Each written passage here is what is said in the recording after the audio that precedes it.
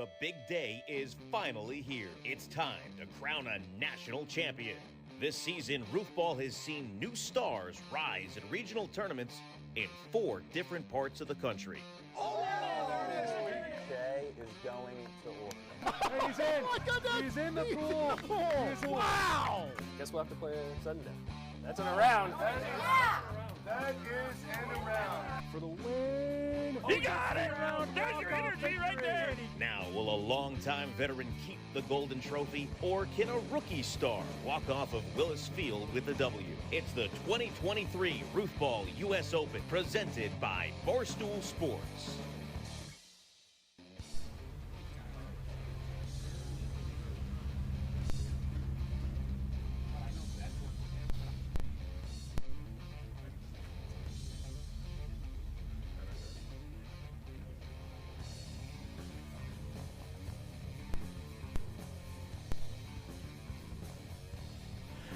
"25 years of Roofball history brings us here today, Willis Park in Beaverton, Oregon, on a partly cloudy, overcast, 64-degree Saturday afternoon. Thank you so much for being here with us. It's the 2023 Roofball U.S. Open, presented by Barstool Sports, the final major and final tournament of the 2023 Roofball season.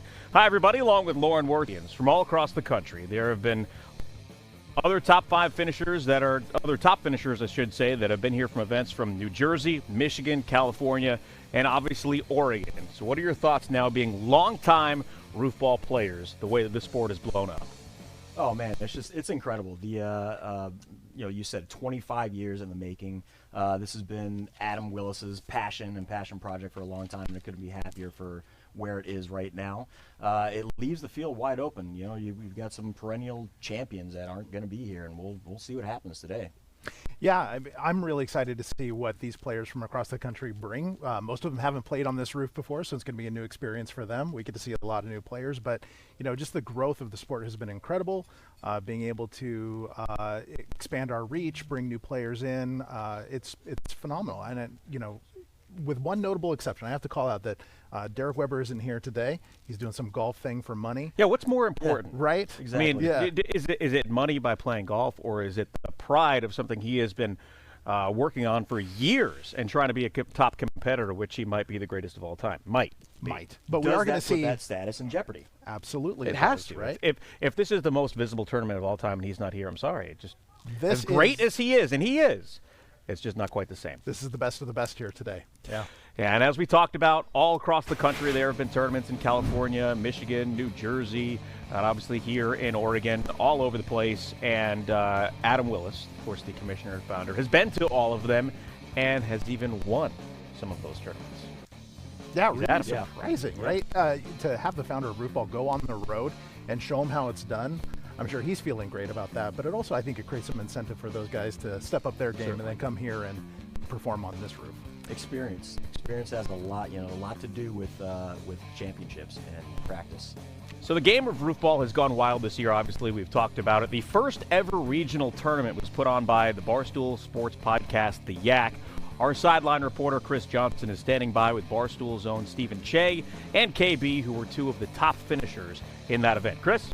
Hey, thanks, Travis. So, yeah, as Lauren was saying, that the top 3 finishers, Adam beat these 2. We've got KB and Che from the Yak here. Guys, welcome to Oregon. What's your thoughts so far of checking out the famous Willis Park and getting your first practice throws in? I mean, a lot of people shit on Portland, but this is a beautiful neighborhood, a beautiful park. This home is amazing, and I can't wait to play. Che? We played in New Jersey. This is a much different layout than the one that we played on. I think it's a little bit more favorable to the throwers. Hopefully we can take advantage of that. About the bigger pole. I am. Yeah. I am always excited about big poles. All right, so you played your first competition in Jersey. You guys hosted it. It was a great event. Adam came out there and took you guys down. Yep. What are your thoughts on what do you think is going to happen with your play today? I need you to crouch down a little bit. Yeah, thank you. I'm first off the gate, so I'm going for the title. I don't know. I just think I'm going to go for the pings and see what happens. Che's just happy to be here. I wouldn't say that. I have a rematch with Adam Willis in the first round, so I'm hoping to extract a little revenge from Jersey. You think you're the New Jersey regional champion? Of non-Oregon residents, yes. That's not a title.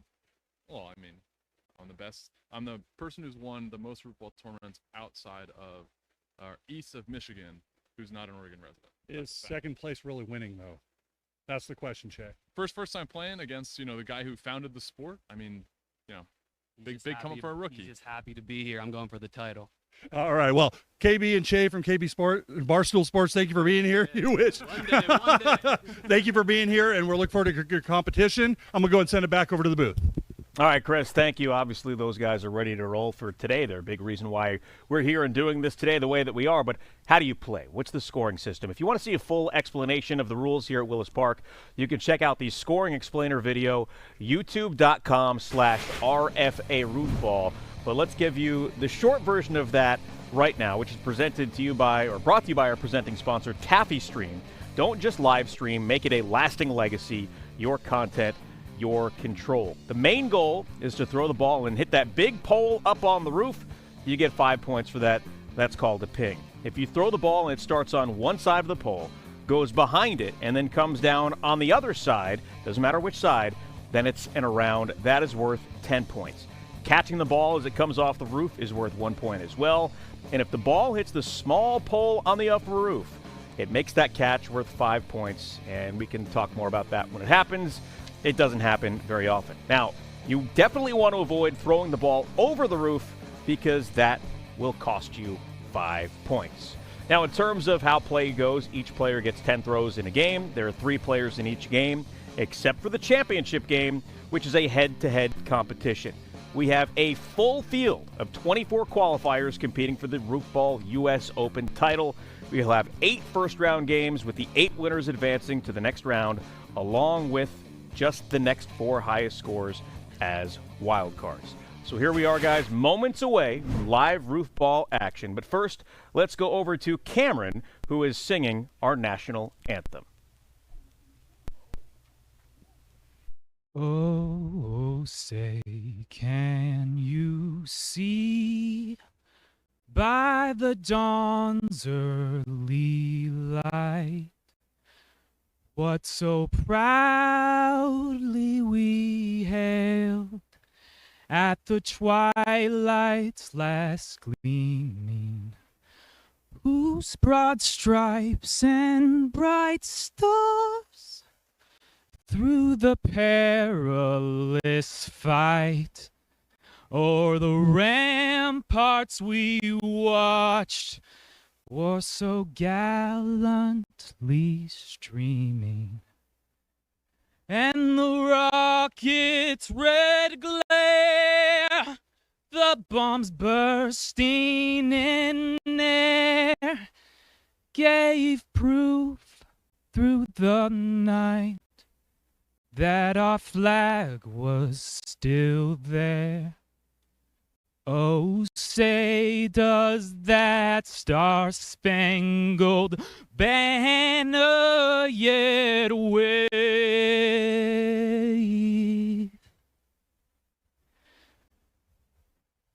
through the land of the free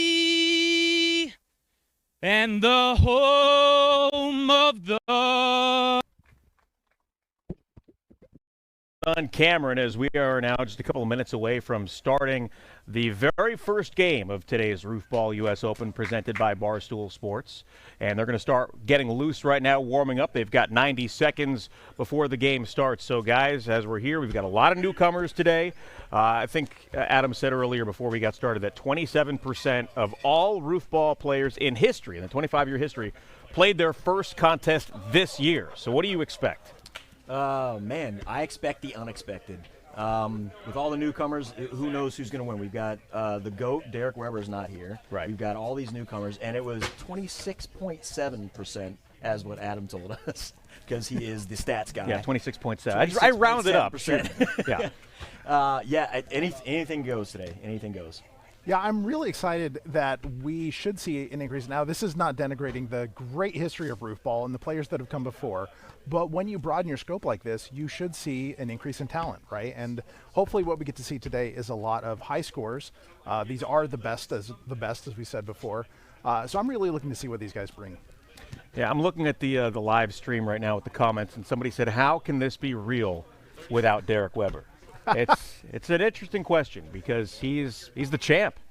We all make our decisions. We do. That's right. We all make our choices. We also have, we do have some old school players. I will be playing myself. Yes. Not really putting myself up there for a championship, but it's a possibility. My money is on Buddy Emmons today. Buddy can, he has the ability to throw an around at will whenever he needs it. And, that's where my money's going to go. Yeah.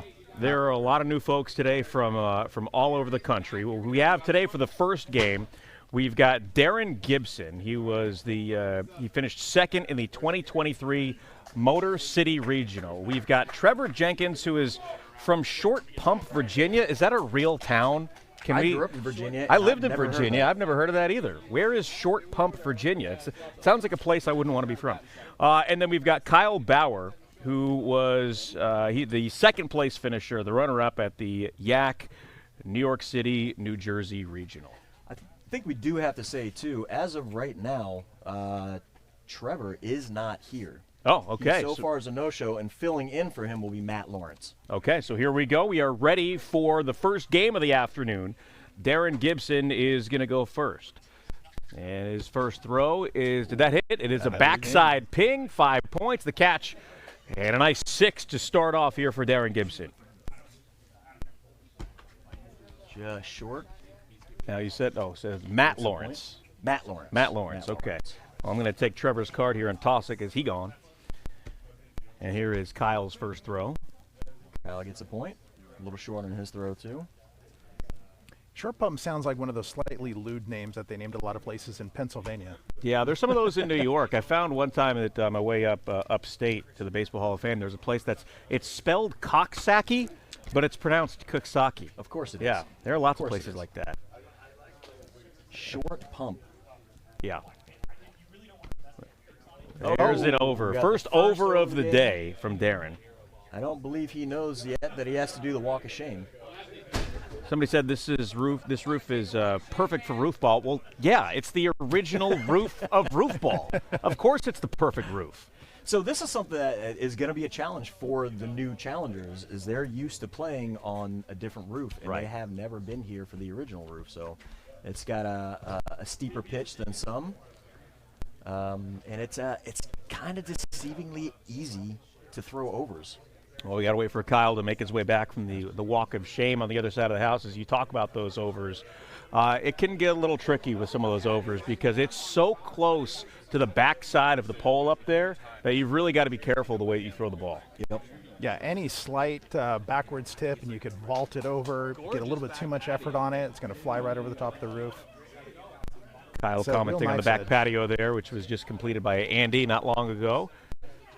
There's his throw. Did it get it? It did. There's a ping. He's back in positive territory and makes the catch falling to the ground. So after 3, we have Darren on 8, Matt on 2, and Kyle on 2.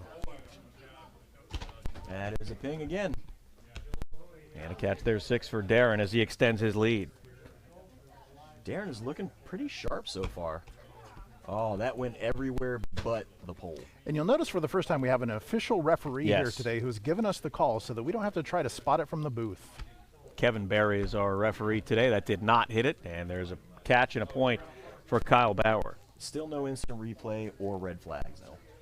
So here's Darren. He might be a little tired today. They drove out from Cleveland to make it here. Yes. That's a long drive. That is a long drive. Yeah, they drove. Matt's throw is just a little off, but he does get the catch for the point. Gotta love a good road trip, though.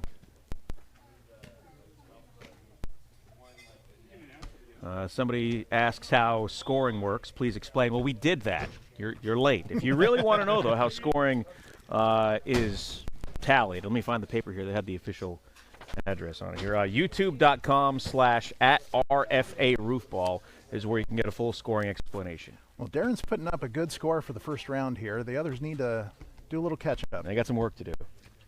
Point there for Matt. He's got 5. Kyle on the way. Bang! Ping right in the middle. Getting back from that over. He was a little cautious on the last couple throws after that over, but Had to get some gusto under that one. Now, Darren's twin brother is also competing here today, and in fact, I think they went 2-3 at their regional That is a tournament. ping. They did indeed. That's a ping and a catch. 6 more for Darren, who has got a comfortable lead right now, but that can change very quickly. So typically in these tournaments, a good score, if you're looking for a wild card and you don't win your game, somewhere in the 30s is typically a good score. So Darren is already approaching a really good wild card spot. I don't think he's going to need But that. he's probably going to win. After 7, we have Darren at 27, Matt at 6, and Kyle at 11. Just shy on He's that going one. to add a point there. And however you score in your game, even if you win, that determines who you go up against in the future games this afternoon. Matt with the catch. That's a Hey, nice there we ping, go. and makes the catch. So He could be Kyle positioning around catch multiplier. yeah, that's incredibly rare to see that happen, especially late, to get somebody back into a game. There's a There ping. we go. The thing I'm seeing from Darren is he's got some consistency going, and in this Yes. sport, consistency will take you pretty far. Ping catch will win every time. There's an Oh, over. His dear. second over of the round, and that's probably going to do it for Kyle Bauer. So entering our final frame, we have Darren at 34, Matt at 13, and Kyle at 12. There's a ping. There you go. He didn't play it conservative. There's a catch. He'll finish with 40 points. That's a Heck of a really first decent game. score. That is yeah. I don't know about what rookie stats are, but I don't know if I've seen a 40 from a rookie yet this year. So that is phenomenal. Matt's got 14. Kyle will get one more throw. Yeah, setting the early pace. You like to see a first game come out and somebody throw a good score because that just feels like it ups the adrenaline for everybody else. It sets a standard. It does. There's some Gives you pressure something to now. shoot for. Yeah. Makes me feel like I'm going to be spending more time in the booth than on the court today. Well, that's entirely up to you. That Are you is, going to that suck is. today, or are you going to do what you used to We're do? going to see. So the first tournament I played this year, I was horrible. I was all over the place, very inconsistent. Last weekend at Buddy Eben's house, I did really well, put up some big scores.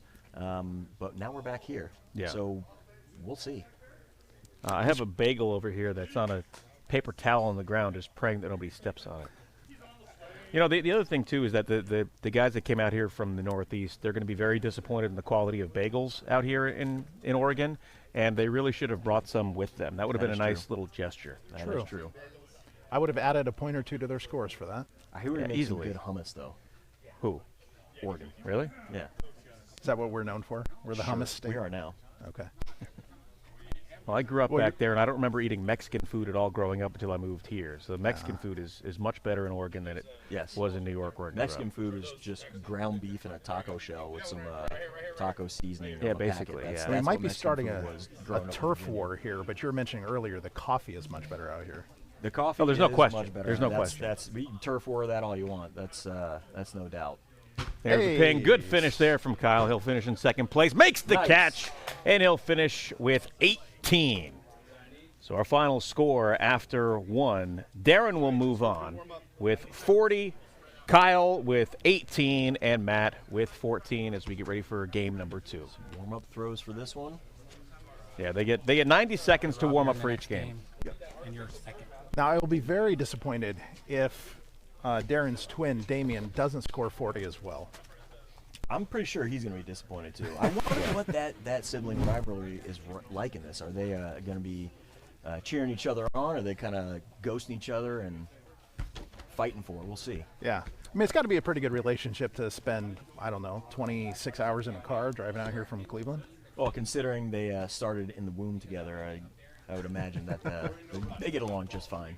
All right, here's who we have in game number 2. We have Christian Verkest playing in his 32nd Roofball tournament. His first tournament was way back in 2008 when he was 6 years old, and recently played in the RFA Cup earlier this year. 2-time world champion, 3-time RFA Cup champion. We also have Shane Alberta, who is playing in his first tournament, and his second tournament, excuse me, first since the 2019 U.S. Open.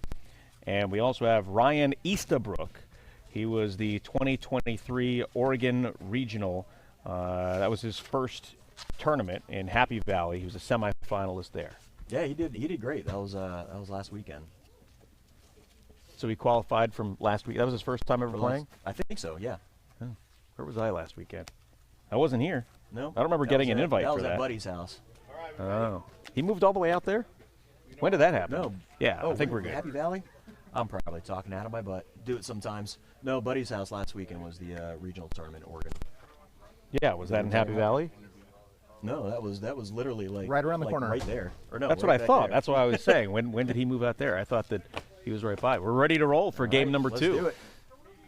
Oh, we got to send it over to Chris first. Qualifier for the wild card with 18 points. How's that feel coming in? Alive or dead, or is it not known yet? Not known. You're just in So first place right now with the wild card. I'm beating myself up over the overs? The overs, but I guess if I didn't play with that tenacity, then I would probably be hitting dribblers. So 2 overs, a couple pings, and a couple walk of shames. You got them out of the way. Hopefully you make the wild card and get over that. Would love to play a second round. I think I got the rust off. All right, well, congrats on your 18 points in your first round here at Willis Park. We're going to send it back over to the booth. All right. Thank you. As I finish the aforementioned bagel, let's start game number 2 with Christian Verkest. And you got to think Christian is a favorite to win here today. He's a strong candidate in any tournament he enters. Absolutely. He is a competitor. His first throw of the afternoon, a little right. Way to prove me wrong. A nice little spiral there, but just off to the right. It's always better to start with a point than none. There's a nice ping. As Shane starts off with 6 points. First left-hander of the afternoon is Ryan. Now, lefties have it a little rough up here because the spin of the ball tends to hurt their chances of getting it around from the left to right side. James wants to know if we're eating during the broadcast. Yes, I was eating.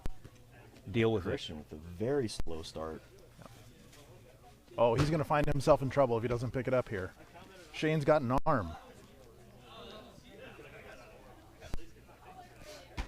There's our first inside around. out. The inside out around. Now that is typical of lefties. That's true.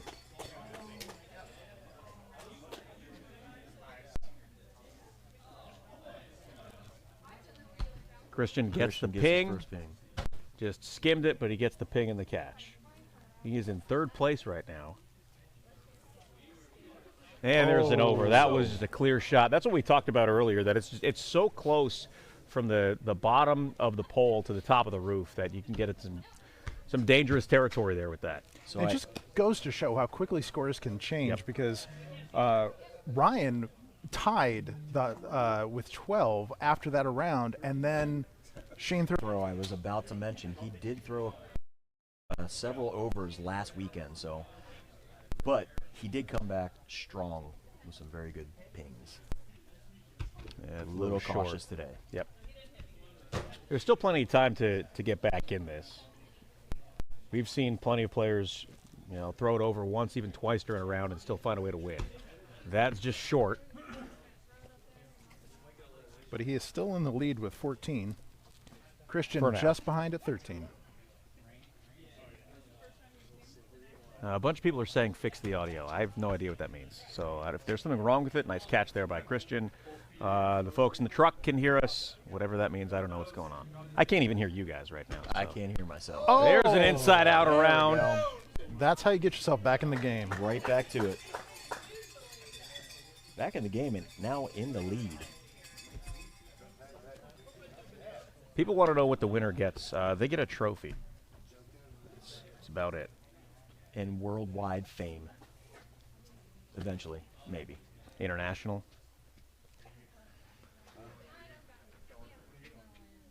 There's a solid ping and a catch for Christian. He now takes the lead for the first time today.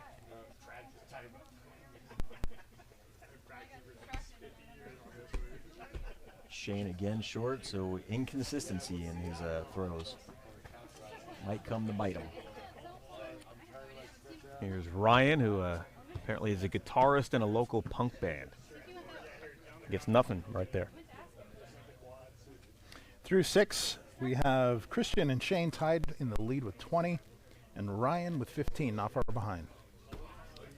Off to the right, but he makes the catch.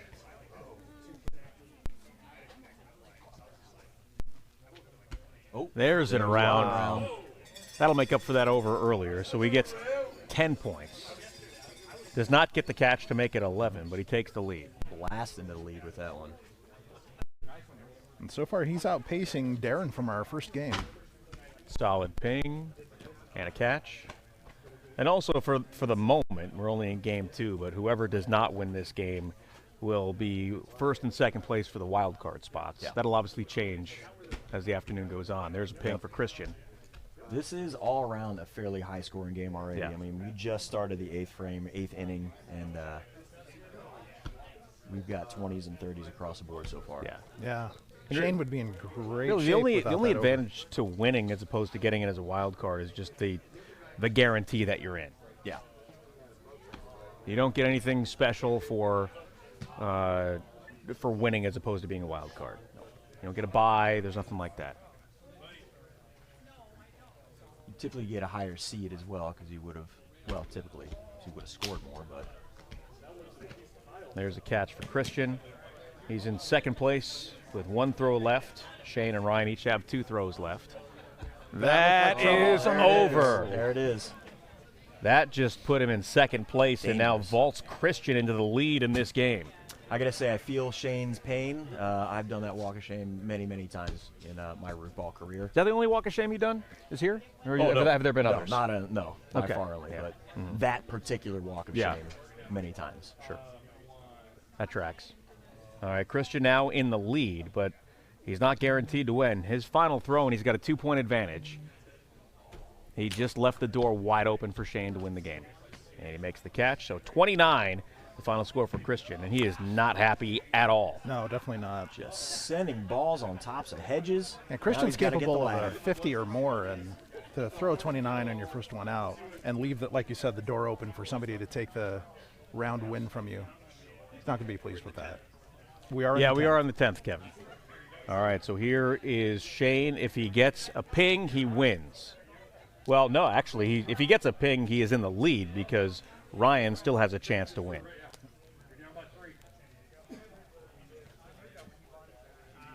And there it is. Right on the money. Can't get the catch. Now, And that makes it opens the door very up for interesting. Ryan. Yeah. If Ryan gets in a round, he wins. It's on the way. Nope. Gets a 1 point. That point could be crucial. That leaves him with 23. So our final scores for Game 2, Christian Burkess with 29. Our winner, Shane, with 31. And Ryan finishes with a respectable 23. All right, Chris is going to be standing by with somebody. I'm in the next game, so I'll see you guys in a bit. Bye. Good luck, Rob. Good luck.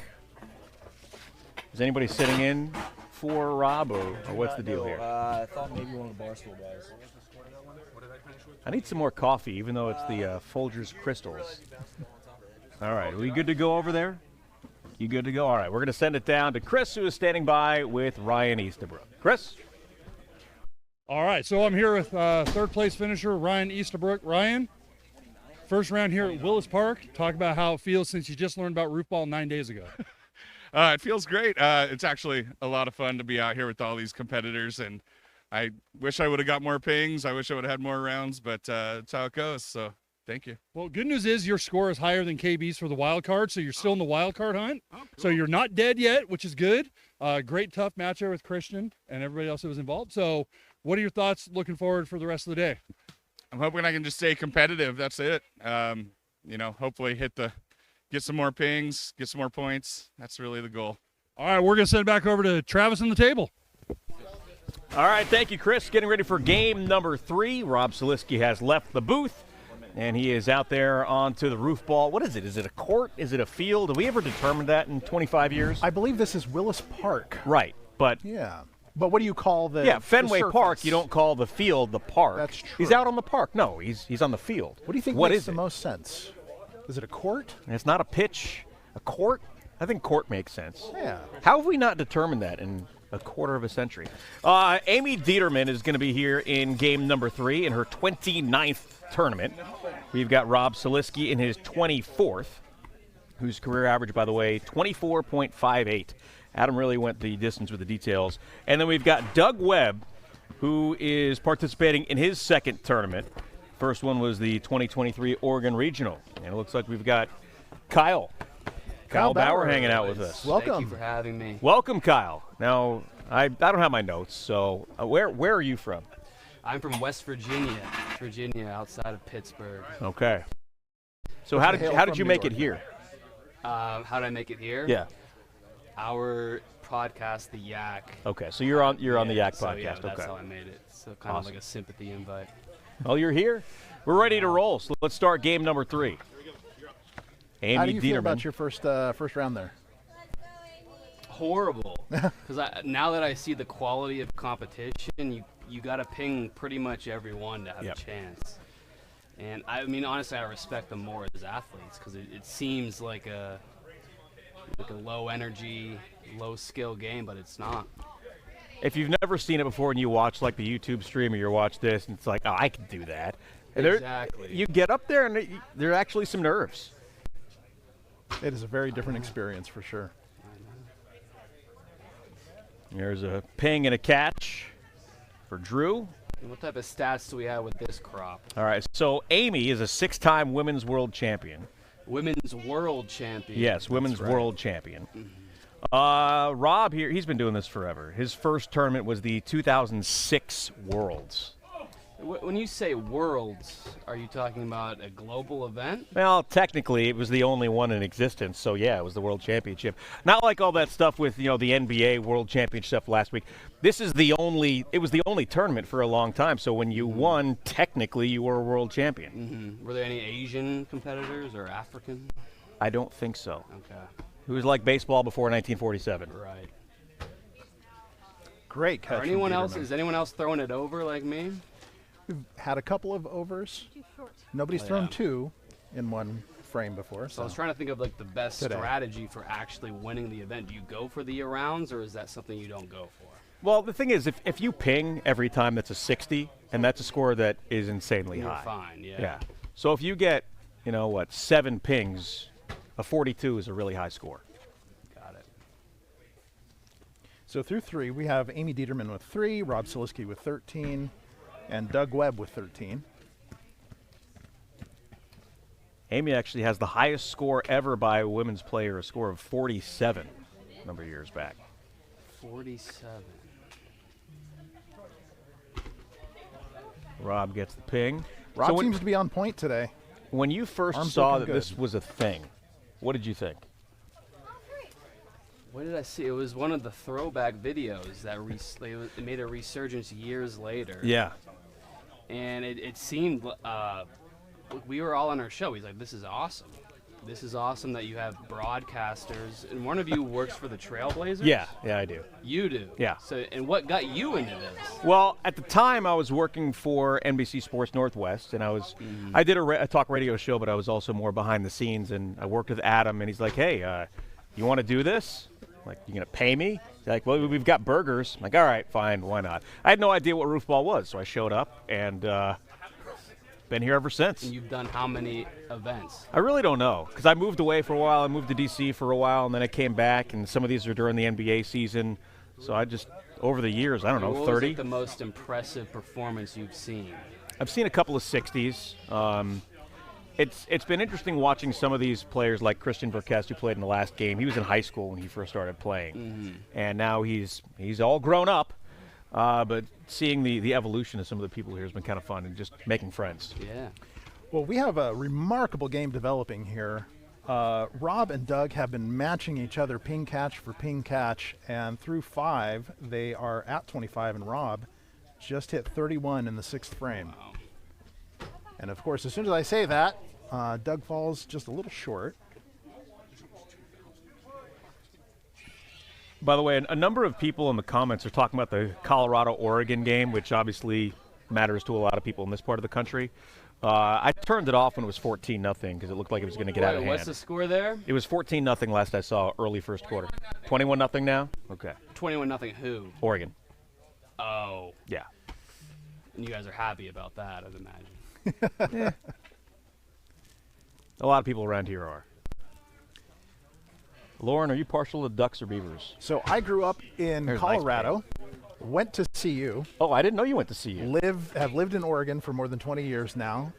So I have, some torn allegiances here, but I think having both of those teams be nationally competitive is a good thing. There's a nice throw If by you had Amy. to dub Oregon as having one sport, what would that sport be? For the state or for the University of For Oregon? the state, And it's tough because the basketball team, the Trailblazers has been around for 50-plus years, and that's Oregon's team, it's Portland's team, but the Ducks have had more sports success than anybody else in the last decade or so. So it's tough, but I'd say basketball. Would running be in the mix? Yeah, absolutely. Track and field for sure. Yeah. Soccer is huge here. It's not for me, but people around here love you guys got the soccer. Timbers Yep. in the mix. Yeah. And the Thorns, the women's team, they sell out too. And they have both are extremely competitive. Multiple trips to their respective championship games and championships among them. Mm-hmm. It's a hell of a game from Rob and from Doug. Doug's got the lead. So both of them have really respectable wild cards right now, but they want to walk away from this with a round win.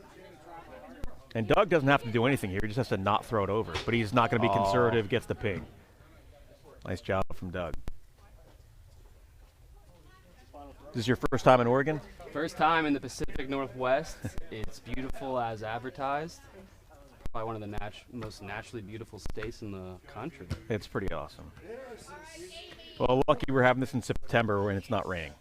So moving into his final throw, Rob needs an around here to take the lead.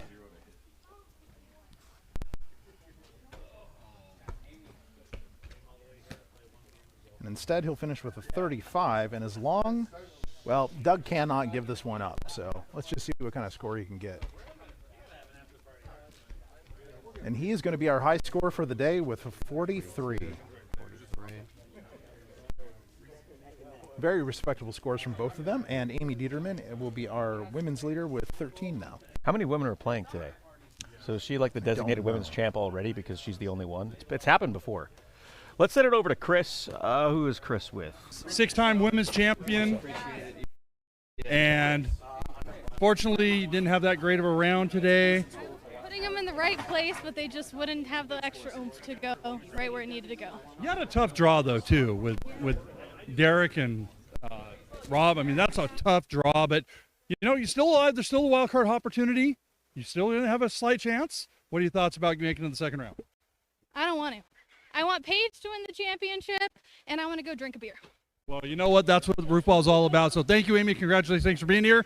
I'm going to send back table while I go warm up for my round. All right, Chris, thank you. I've finished at least the next bite of my bagel. We're waiting for Rob to come back, but a nice job there by Doug in his first tournament here to have the best score of the day so far through 3 games and advance to the second round. That was a really exciting round. It was great to see Rob and Doug going back and forth, and it just goes to show the little differences can make determine who walks away with the winner and who is hoping for that wild card slot. All right, so in this game number 4, we've got Chris Johnson. This says this is his first tournament, but it's not. Played last week. Yeah, that's what I thought. You played last week. Kevin Wade, who's playing in his 4th, and Cameron Kazarunian, right? Kazarunian? Okay. I didn't want to butcher it when you sang the national anthem, so I just said, here's Cameron. So I didn't screw it up. Yeah. So friendly neighborhood Cameron. He's here in his 4th tournament. And a lot of respect for Cameron stepping in to do the national anthem in the absence of the ever wonderful Beth Willis, who is on tour right now. I've heard she is in Quebec City right now. I believe that is correct. Well, I know it is because that's what Adam said. And, obviously Adam is paying attention. Saying she does a mean La Vie en Rose in French. Hopefully we can get that from her next time she's here. It's interesting in this round because you know what? I just got rid of the cards for these guys. We have some relatively inexperienced players in this one, and I think the most. You go ahead, go play. Don't wait for me. This TV, it's not radio. We can see what you're doing. Go on, Chris. He's going underhand. Look at that. There's one for Chris. Now, do you have a shoulder issue? Is that why you throw underhand? No, I just want to try something different for the first throw. Oh, there you go. It's kind of like, the outside kick to start the game. Now, what the? Yeah, all right, so there we go. There's Cameron. Hi, Rob. Welcome back. Cameron gets a ping and a catch on his first throw. Hello. Remarkable game, Rob. That was really good. You and Doug were close, neck and neck the whole way. I'll tell you. So the last weekend, I played Doug in the trophy round, and it was pretty much the same game, except flopped. We were neck and neck, and he missed a few pings and opened the door for me last weekend, and I did the same thing today. So I mean, he is a competitor. He can throw that ball. Yeah, he's going to be a force today. Well, I have a feeling that you're going to be in the wild card position. Yeah, you're fine. You're fine. You're moving on. So I want to mention Beth Willis is watching. She said hello to everybody.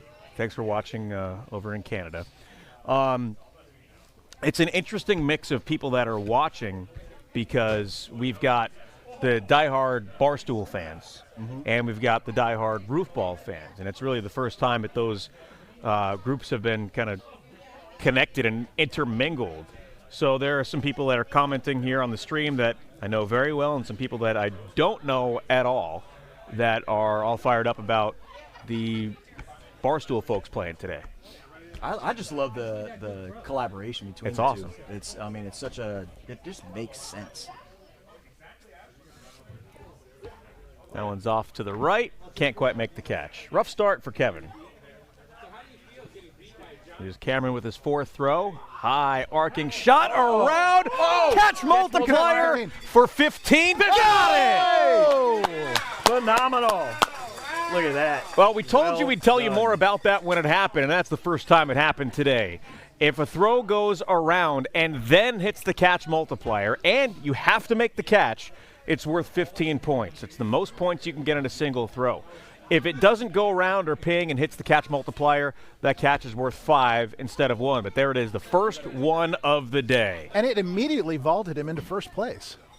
Yeah, I would think so. Yeah, that's phenomenal.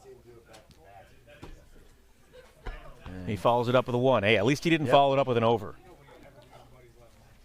So I do have to say he had Cam had some pretty big shoes to fill, metaphorically speaking, and as far as the national anthem goes, with Beth Willis being out of town. She's the best. Our normal. She's phenomenal. Cameron did it justice, though. Got to give him props. That was did a hell of a lot better than I would. I might be able to do better. You might. Well, let's see it then. Here's another high arcing throw. That's a ping. There we go. There we go. And a catch. Oh, he didn't make the catch. So 28 for Cameron. He did lose a shoe, though. A little bit of a yard sale. Yep. We're good. We're good. We're good. Now, not quite a bush dive on that one. Maybe a little bit of a bush tickle.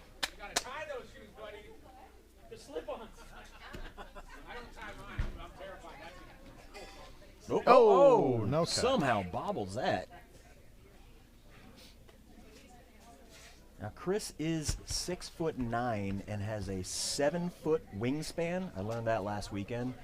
I would have thought that wingspan would have helped him a little bit on that catch radius there, but but he's old and uncoordinated, as he says. There it is, and a catch for Cameron. Good thing this game is perfect for old and uncoordinated. Yeah, that's most of us. Chris is easily the tallest person here. Speaking of old and uncoordinated, nice attempt there by Chris.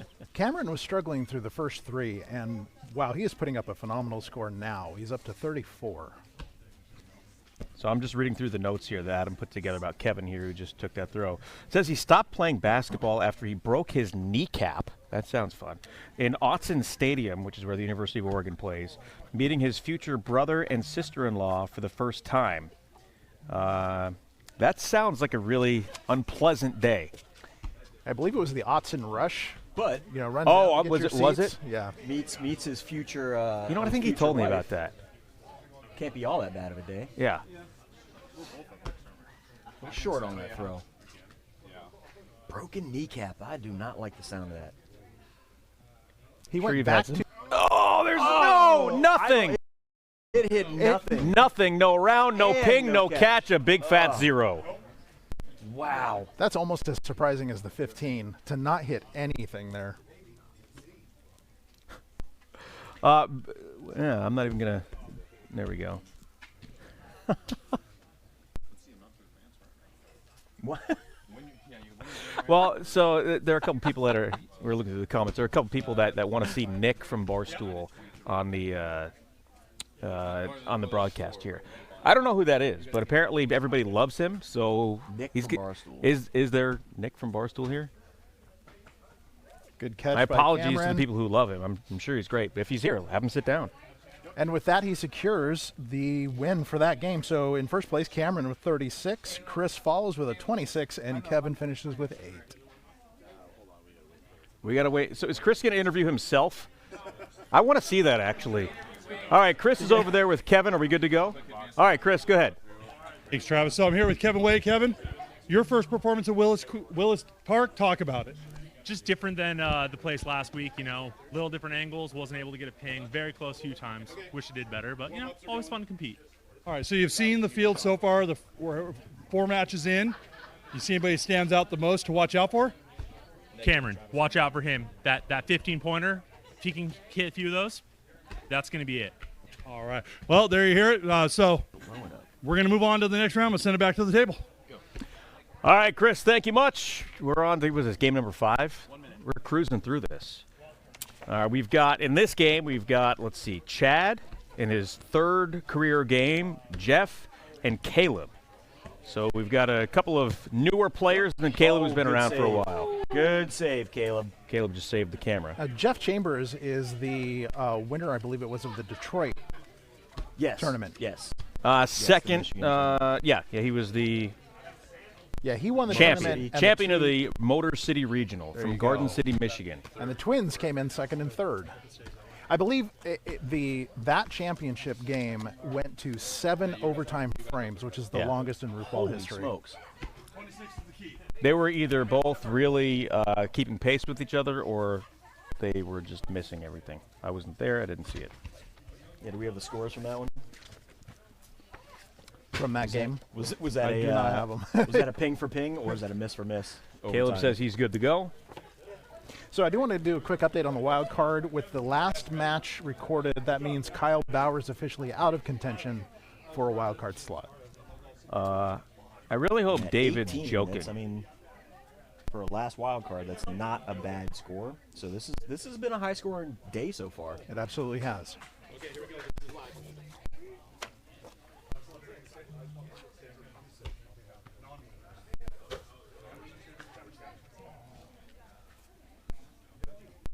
Big old goose egg for Chad to start with. That's our first frame 0 of the day. That was a ping. That was like a silent ping. Very quiet. Just grazed the side. Yeah. Here's Caleb, whose older brother Christian competed a little bit ago. The 18th tournament for Christian, and is a minus terrible 5. start. And I was about to mention that he made it into the semifinal and final, first time ever for him in our last tournament. There's a ping and a catch Not for how you Chad. want to start here, though. Good start. Are we going out of order? I have Caleb as 3rd. You got Yeah, he is third. Okay, because he went 2nd. Okay, got it. Yep. Christian, you're having this trouble keeping score over there. Well, I guess we're good. There's a catch for Jeff. I do dig Jeff's T-shirt. Well, The roof is for on people who fire. can't really see it, maybe they're watching on their phones and it's too small. Why don't you describe it? Well, when he goes up and plays again, it's something about a roof on fire. Yeah. On the back. I don't know what the front says. I believe he was also dubbed Relentless after that 7 overtime frame win. Gotcha. And that's why he's got Relentless plastered across the front of the shirt. Love it. So yes, it is a picture of a roof on fire with a couple of balls. And Yep, he Nothing. is definitely balling that roof. You don't hit 0, right? And we're still very early. Caleb goes up. And can't quite make the catch. not get People the are point. still commenting about the lack of having a car in the driveway. And again, we talked about this the last couple of tournaments, that It's a big-time liability for Mama Willis, and if she's going to let us do this at her house, she's not letting the car here anymore. We have considered alternatives, somehow getting some mats, getting some sort of structure that we can pad up. I got a bouncy castle for my kids. I can bring that over next I time. think that's a great idea. I personally missed the car myself. Yeah. It was a great object. Yeah, but you were throwing second. I'll throw three. I think I pinged. Yeah. What are we waiting on? I don't know. No yellow shirt, blue shirt, black. That's the order we went in the first. Yeah. So we go Chad, yellow, blue, black. Chad, Jeff, me. Chad, Jeff, Caleb, Yeah, right. that's the order we have on screen. You threw second. So because we were unsure, we just need to do a quick scoring catch up here. So in that third frame that we just threw here, who scored what? I was spouting off about roofs on fire, so I missed it. It's 0-6. 7-6. Okay, that's what I had. It's 0-7-6. No. Not Yeah, Chad had, yeah. I'm still at 7, basically. Yes. So this is wrong. Yes, because he had to catch that one. So it's 7-7-6. There we go. 7-7-6. Yeah. We're good. 7-7-6. We are go for round 4, inning 4. 7-7-6. Is that? Yeah. Just redo it all. I have no idea what's happening. Okay, so that should be right. 7-7-6. Okay. Are we good? Jeff, you had a ping catch, and then a catch, and then a 0, right? Correct. Yeah. I had a ping. Did I not catch it? I don't remember now. I have you as a ping catch, a catch, and then nothing. Yes. Okay, we're good. So 7-7-6. And then Caleb had an over. Oh, he missed the catch. No, so it was over. Ping catch. No, ping, no catch. Ping, no catch. No catch. Right, Yeah. and then ping. Got it. Okay. So Got that it. should be a 5, right? Ping, no catch. No, that was a ping, no catch. That was a ping catch. No, the second one was a no catch. Right, so 5. Oh, I got you. Yeah. Nothing there. You know, it's pretty remarkable that we made it all the way to Game 5 without any scoring issues or anything like that. Did that hit it? Nope. Just short. I mean, I was expecting in Game 1 to have, something hit the fan, but it hadn't happened yet. Is this the only That's a solid ping. Is this the only sport where the players actually get in the booth and argue their scores? Might be. Nothing there, just a little short. Ooh, Nope. so close. Oh, misses the catch, no. too. Nothing. I like how he went for it. Good effort. Sacrificed the body, but He's But been stuck on effort 7 doesn't count. Nope. Effort doesn't Gotta show up. keep It's it. good effort. Walk up ping. And effort kind of defeats the whole purpose of Roofball, doesn't it? I think as Roofball grows, people get a little bit more serious about it, and that's why I like to bring it back to here. Yeah, where it belongs. Exactly, back to here where it belongs. These guys better pick it up if they want a shot at the wild card here. The minimum score for entry There's is a ping. 23. Weird ping, but it was a ping. What's the wild card minimum right now? 23. 23. Okay. Let's see what Caleb can do on this. No. Just missed it. But he does get the catch and the point. So he's tied with Jeff for second place through 6 throws. Nope, nothing. Short on that one. Makes the catch. Oh. Nope, a little over his head. Short. Again, I'm used to, talking about a lack of effort is a negative thing. But I think today it's just what Roofball is. That's why we're here. That's why we're not out on like a big field or doing something overly athletic, because this is just a pretty chill game. It's homegrown, home thrown. Yeah. And literally anybody can do it.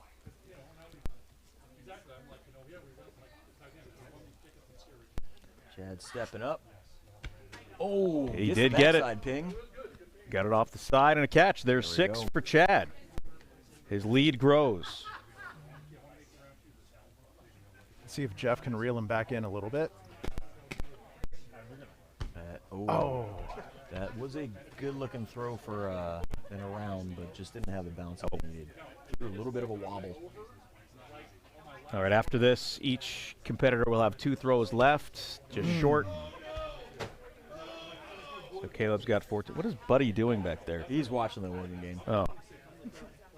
Good things must be happening for the Ducks right now. Oh, Chad. All right, Jeff has 2 throws left. He's down by 10. He's got to try and make a comeback right now. First throw is a ping. That's a good way to start. And a catch. So he's within 4 with 1 throw left. I'm glad you're doing that because I'm even worse.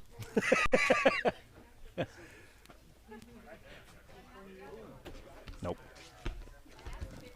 Well, unfortunately, Caleb is going to be pretty disappointed with his Lauren, I can't performance hear so you far. at all. So if I'm talking over you, I apologize. I don't hear anything. I mean, you weren't until then. Okay. But we're good. All right, Jeff has a chance right here to win it with a ping and a catch. You can tie it with a ping, win it with a ping and a catch. Yes! Clutch. For the win! Got it! The catch. Jeff takes the lead with 27. That is the heart of a champion right there. Jeff had some gur in him on that one. Nice job. The only thing that Caleb can do right here is getting around with the catch multiplier. He gets got a the ping. ping and the catch, so he'll finish with 21. But the clutch ping in the 10th frame by Jeff secures the victory. And Chad, who had been in control for basically this whole game, finishes in second. But he's still got a wild card score, though, right? That is right. He is in the wild card, and that unfortunately means Ryan Easterbrook is out. All right. That catch too was not a gimme. That had No, a it funky wasn't. bounce on it. You had to get a good reach for it. So way to go. That's what Jeff. clinched the victory right there. Yep.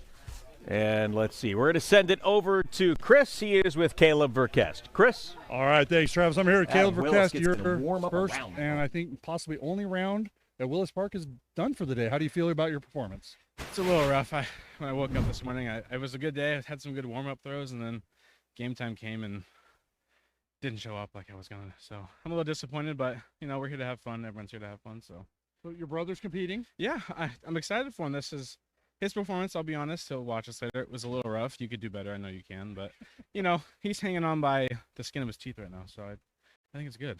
It's good for him. So besides your brother, who else are you rooting for in the remaining competitors? Who do you think's got the chance here to just take the U.S. Open here? I want Adam. I have this strong feeling for Adam. It was rough at the regional. He's doing better now, but I think at the end of the day, Adam, is the one I want to take this cup home. All right, well, thanks, Caleb, and we're going to send it back over to Travis and the rest of the booth. All right, Chris, thank you very much. We've got a big game here because now we've got a couple of the people that folks have been waiting all day for. First, we have Paige Scott in her second tournament. We've got Stephen Che, who the Barstool people have that are watching on the stream right now have been waiting for to throw in his throwback Vinny Testaverde jersey. I don't know if that's a good sign or a bad one, and that's Buccaneers Vinny Testaverde. That's not like Ravens or Jets Vinny Testaverde. And then the founder, Adam Willis, who has played in 65 Roofball tournaments. 60. He's played in every single one of the tournaments. Is Yes, that correct? including the ones that have been in other states. Yes, He's been to New Jersey and Michigan and California. Are there any others that I'm missing? I think it's all of them, those right? were the 3 new regionals. Well, there's the Oregon regional too, but that was literally right there. Paige goes up, first throw. She's got an arm. A little short. Amy Dieterman better look out. There's some interesting I think spin that on kicked. that. Didn't hit. That No. was a And no-go for the ref. he makes That the was catch. just shy. 1 point. He is not earning that nickname, and we are not going to say it. Throw Around. Could you script it any better than that to start for Adam Willis? And you see a look come over Steven's face there as he knows he's up against A rifle from Paige with the ping and the catch. Just shy again. Just shy again. He called it. No, he called the ping. Oh, he called her a ping? Yeah. Called her a ping. My bad. He's going to need to get a few more of those before we refer to him by his nickname. Very true. Nope. Got nothing, but he got the catch. Already a tight game. That's a good-looking throw. So nothing there.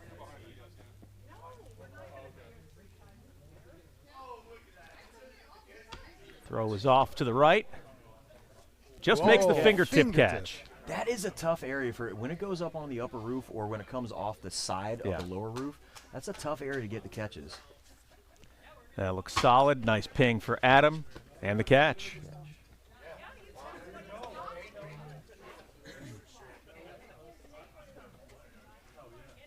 Hey, He almost knocked the thing over. Look at that. Ping and a catch.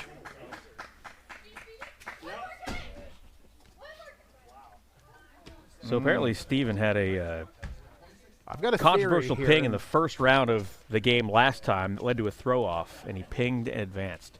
Now, he did give us a nickname to call him, but we need to see him actually do something before we call him that nickname. Yeah. There's a catch from He's got to earn it Adam. from us. Yeah. Yeah. He's got one ping so far through 4. I have a theory, and this is something that you see some relatively inexperienced roof ball players do, and that is you throw your arm out in practice, in warm-ups, right? I mean, I will have to say that as a veteran, I know the roof, I know the bounces for the most part. that helps. So I only need a couple throws to literally warm up my arm. So I get it. I get when they over warm up, they're trying to get the feel for the roof. But hey, that was the breaks, man.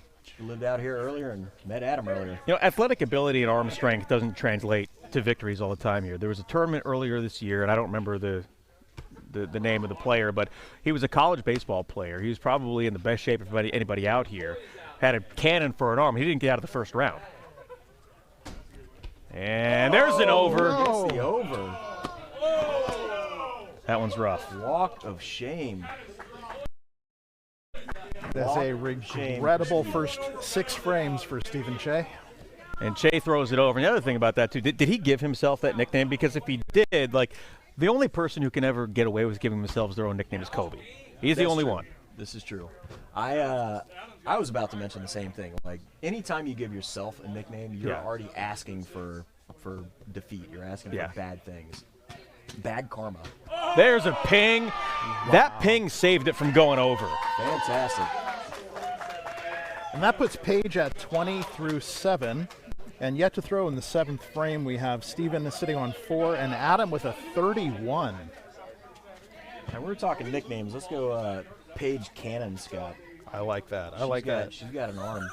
Well, through 6, Adam is tied with highest score through 6 with you, Rob, at 31. At 31. Yeah. All right. Let's hope he finishes stronger. I Sorry, thought I shouldn't have said 35. that. Through 6, yeah. Oh, through You 6. finished Gotcha. 35, Yeah. And then I went cold. Happens. It happens. Hey, you know what, though? If I don't advance very far, I'm happy to sit here and just spew garbage for the world. Because it's a lot of fun. Oh, he comes back with an around. Got himself right back in the game. That was clutch. Was that a round? Yes. I got him right back in it. That was clutch right there for Che.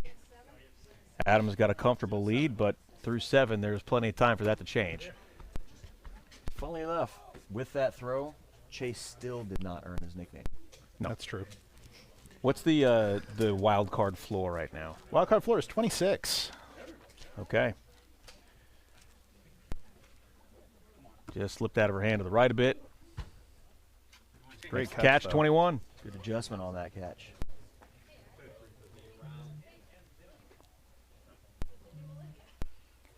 This big throw right here.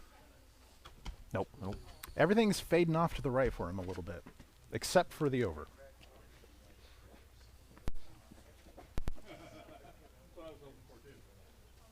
Adams throw on the way. No, it did not get it. That had made the catch. King possibilities, had around possibilities. He has left the door open.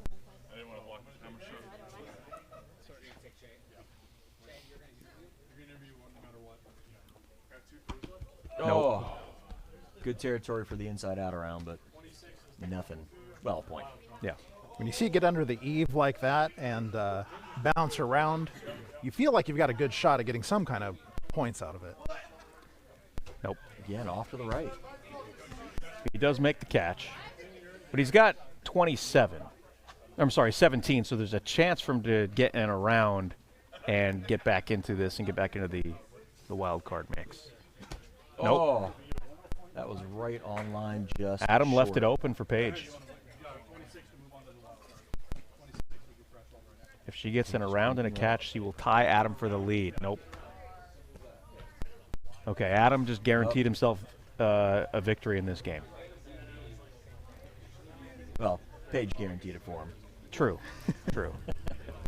So Paige has officially been eliminated. Steven's looking at but this still one has carefully. the women's championship. She is the win. Yeah, are there only 2 I think female so. players today? Yeah, she's the women's champion by far too. That's He Oh, gets he went for it. no. He went There was for an it. opportunity there. Did not quite go. He gets the catch. Hit You gotta everything. respect it though. You gotta respect going for the round. He knew That he was some needed it. effort right there. You had to.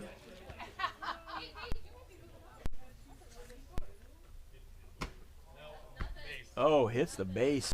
Gets a nothing.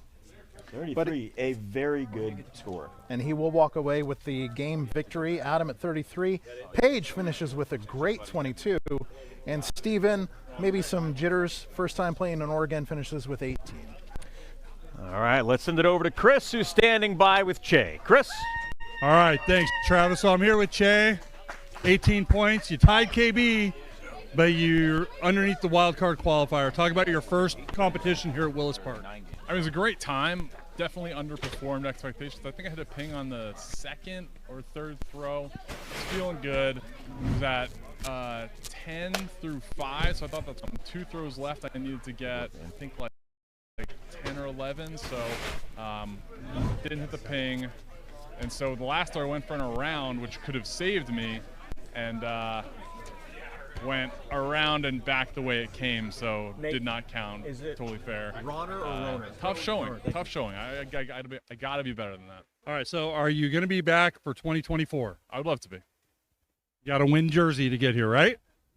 We're in Illinois now, so. Oh, Illinois. Okay, Yeah. new market, new Yes, regional. Yes. All right. Yes. Well, there we go. So, all right. Well, that's from Che. Well, hopefully we'll talk to you a little bit more throughout the day. I'm gonna go and send it back to the booth. All right, we're back over here. Thanks, Chris, as we get ready for game number 7 of the first round. In this one, we have Damien, who is the twin brother. Was it Darren? That's right. The way it was explained to me, to tell them the difference, they're both from Cleveland. He's obviously wearing the Indian shirt, the old Indian shirt. That Damien, the devil, is wearing red. Yes. Devil wears Have you ever red. seen Children of the Corn? Obviously, you know, Damien's a good horror movie name. Nate Roner from Southern California in his second tournament. He was the Southern California regional champion. And then Devin Humpage, who is a longtime Roofball vet. He's been playing this is his 10th year playing Roofball. 9th? It says you started in 2014. That would make this number 10. Did you miss a year? Whatever. Well, just watching warm-ups, I have to say, Nate's got a heck of an arm, and he shows it right there. Devin going with the gloves. Now, aren't those more receiving gloves than throwing gloves? They are. Do you think So he's Jim McMahon? He's for he's the old banking on folks? points. Banking on the catches, the single points. There we go. There's a ping and a catch. There's a ping. Ping. This could be a hell of a round. Now, Nate is the San Diego champion, correct? Southern California. Oh, Bears it around. around. Big time for Damien right there. If you're going to come all the way from Cleveland, you better get in around. Yes, he's from San I Diego. was talking to Nate earlier, and he said that he hosted the tournament, and he also hosted it at his mom's house. Gentlemen, That's awesome. this is remarkable. That's probably why he Through won. 3, we have 18, 18, 18, and they just keep going. Woo. Ping City right here. By the way, someone commented that the commentators, that would be us, are hilariously boring, and that's kind of the point. Well, fair enough. Right? Oh, Does that count? It's an around. around. Missed it. That's an around. But he gets 10.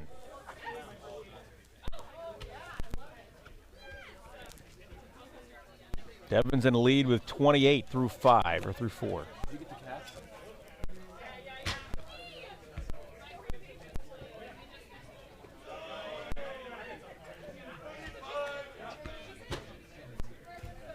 Oh, Devin leaves the door open. Solid ping. These guys are going so fast got- and scoring so quickly, it's hard to keep up with them. Yeah, that got some serious movement on the pole there. I'm sure that's not the first time you've said that. Not at all. Nate did get the ping, but he didn't get the catch. Devin, boom, right in the middle. Through 6, 31, 36, 34. We might have 2 wild cards get knocked out here. Oh, did it hit? No, it did not. I don't think they hit. Wow.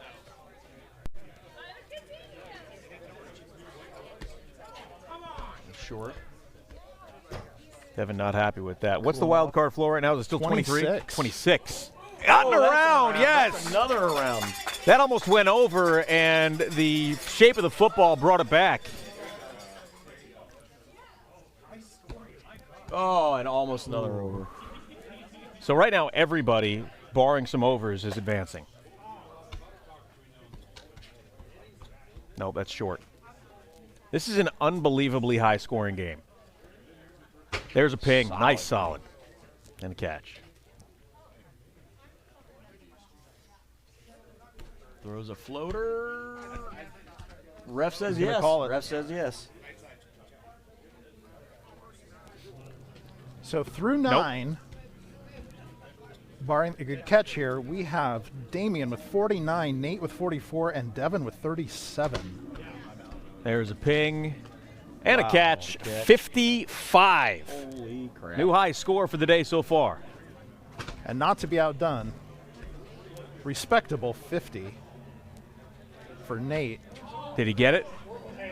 Nope. Says no. Catch. And gets the catch. What do we got for final scores in this one, Lauren? So Damian walks away with 55, Nate on his heels with 50, and Devin a very respectable and wildcard worthy 38. So the highest wild card right now is a 50. That is true. The floor would be now.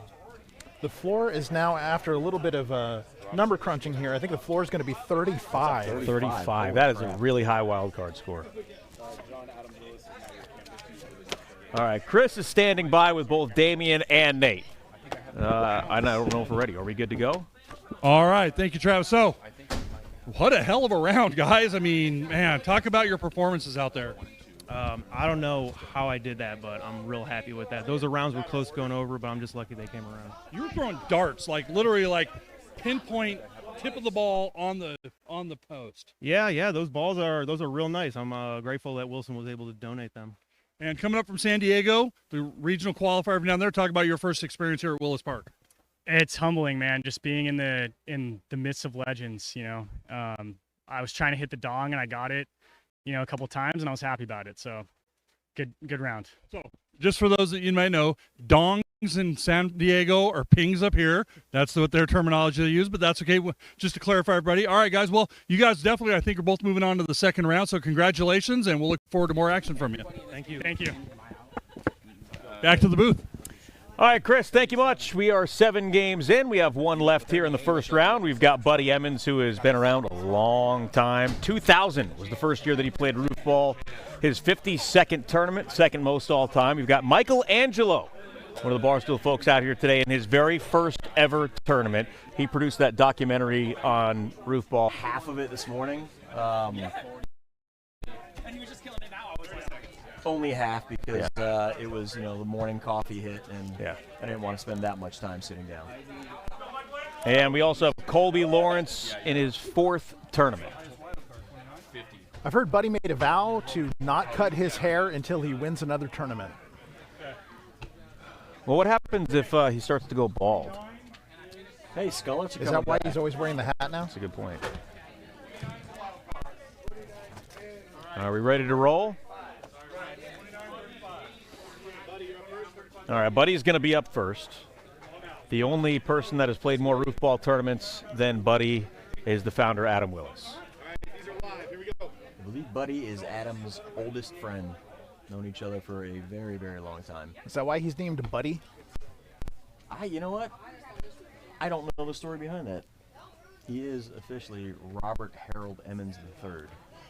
First ever throw is a ping off the top. And what a catch by Michelangelo. Diving, laying out, fingertips, gets the 6. Mr. Highlight already. I think he can retire now after that. If he has any college eligibility, Colorado might want to look into signing him. Oh, Buddy can't get it to stick in the hands, but he gets the 5. There's a ping for Michael. Can't make the catch, but let's take another look at the diving catch. That was unbelievable. Probably the best thing we'll see all day.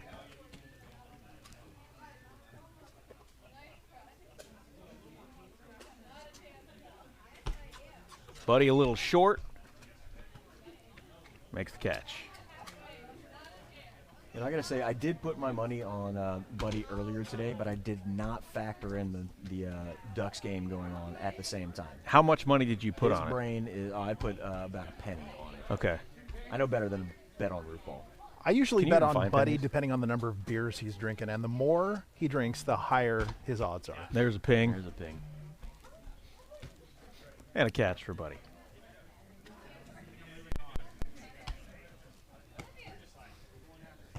That's nothing there for Michael. Oh, man. Almost an around, almost an over, almost By the a way, catch. I was in Central and Southern Oregon for most of the last week, and this mullet is the best mullet that I've seen in a long, long time. That's saying and something. you would expect to see them in some of the places that I was in. And you saw a few, but nothing as spectacular as that one. Oh, that one went over. With the way he's Michelangelo's been slinging that thing, that was bound to happen at some point. Yeah. Just got to be a little bit off target, and that thing is going to sail over. He does not have a soft throw. Is not. And if you're going to throw like that, to your point, Rob, you've got to be on target. But he nearly got the almost around. wasn't around. The house saved it from going around. There's a catch. The backside, I heard it hit. That hurt nothing, buddy. Sorry. You'll see on the backside. Who are we waiting on? We're waiting for Walker Michael Shane. to come back. Oh, with the yeah. ball. Yep. I don't know if he's checked the backside eve with the plunger pole thing that we got. See, now You guys like deviled eggs? I love deviled eggs. I'm not a fan. And this is what makes this so special, particularly here, is that it is not just a bunch of people getting together and throwing a ball up on a roof to play a made-up sport. It's community, it's tradition, it's family. It's remarkable. Another ping. It's deviled egg farts. That's true. Nope, nothing there.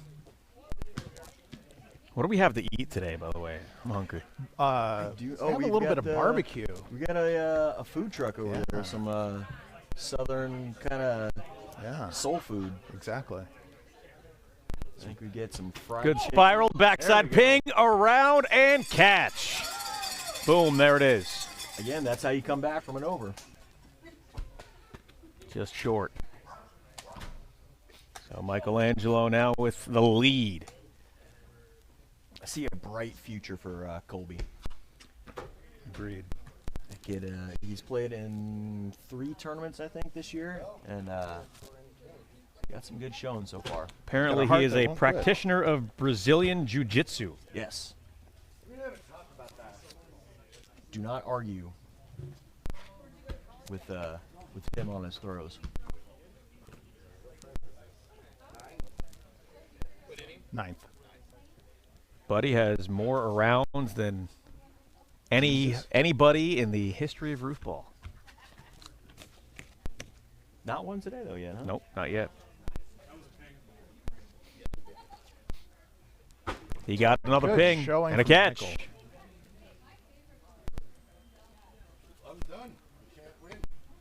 Oh, just over the catch multiplier. I do not believe he hit it. Nope. And it doesn't matter because he didn't catch it. All right, final round. Buddy could still get a wild card here with a ping catch. No, That he would couldn't. give He him needs 20. An around. He needs an around. Yeah, he needs it around. I thought it was 35 for the wild card It floor. is 29. Okay. Well, that's not going to do it. Decides to go with the over instead. Did he do that on purpose? Because I wouldn't put it past Buddy to do that. I think Buddy's wants done. to drink and watch football, and I don't blame Yeah. him. There's another solid ping. Can't make the catch. He's diving on the driveway when he's already got the win. Love it. There's an around. That's it. We're done. So Michelangelo with a 40. Really, really respectable score there. That is impressive. But we will not get any wild card spots out of that last game. So Michelangelo with the victory. He's going to be standing by with Chris here in just a moment. And he's ready to roll. Chris, go ahead with Michelangelo. I got Michelangelo here. 40 points. You are the winner of your group. Good job. Thank you. Thank you. Feels great. As the booth pointed out, I made the Roofball documentary, studied hours of game tape, studied the founder himself, Adam Willis, emulated his stance, his throw, paid off big time in the first round. But I'm happy it came out. I'm happy we got to tell the story of Roofball. And it's an honor to be a competitor here at Willis Park. So if people haven't seen it, where can they watch it? They can watch it at Barstool Sports YouTube channel. It's called The Real Story of Roofball. And the way today's shaping up, that might just be the first one. There might be a sequel that's it's developing. Who knows? Well, congratulations. I watched it the other day. Loved it. Great work. Loved everything about that. Congrats on your win, and good luck in the second round. Thank you very much. And we're going to send it back to the booth. All right, Chris, thank you much. We are done with the first round. We have all of our competitors moving on. Lauren is putting together the list for round 2. But what stood out for you to the first 8 games? There was way more high scores than I expected today, to be honest. With all the rookies and all the newcomers to this roof, makes for a really, really exciting tournament. Now, we're going to see, usually there's about a lunch break. People go get some food. There's typically a drop-in score from the good old food coma. That's the word I'm looking for. Typically, that's what I do, but since I'm in the booth, maybe I have a good chance. I'll just eat a little. How many beers are you going to have? I'll start my third and the second here. All right, there you go. Lauren, what stood out to you in the first round? Game 7. You end up with a high score for the tournament so far, and a 50-point wild card and another wild card. I mean, that was definitely the game of death there. You know, I'm really excited to see what happens the next. You have a lot of new players who made it into the next round, and we heard a little bit of smack talk earlier. I believe it was Stephen Shea saying that he is the New York champion who's not from Oregon.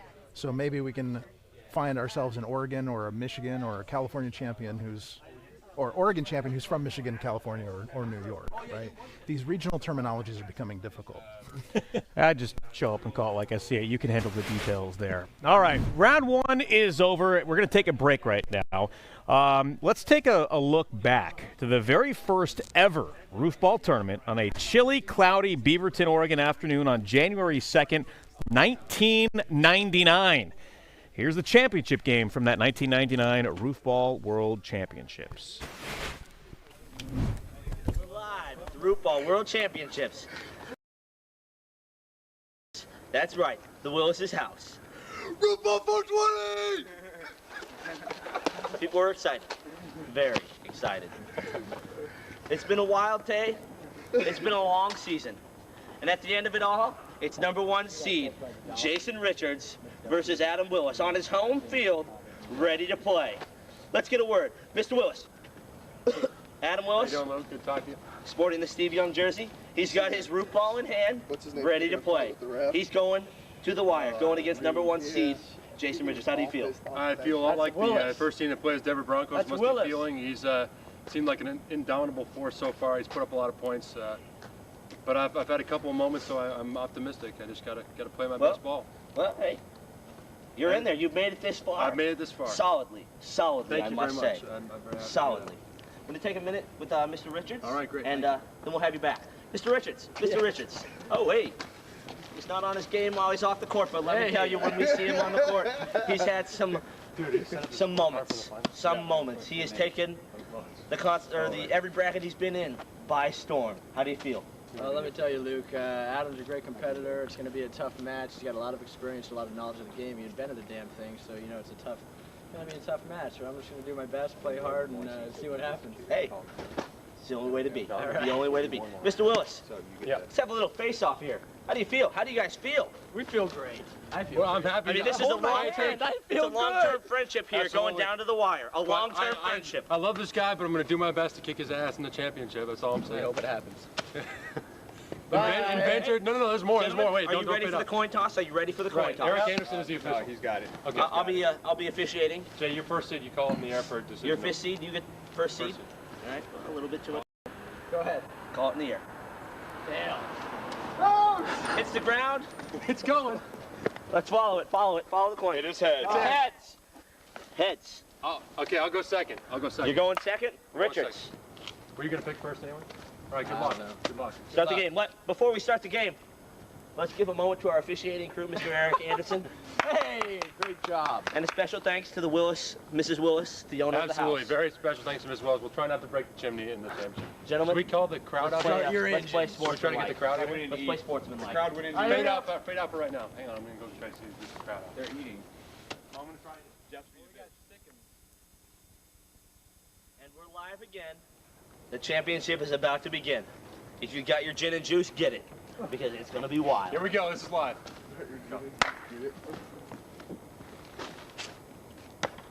With and around. No. That's an around. With and around. No catch. He only gets to 10, but still, a solid start for Mr. Richards. Should have started first.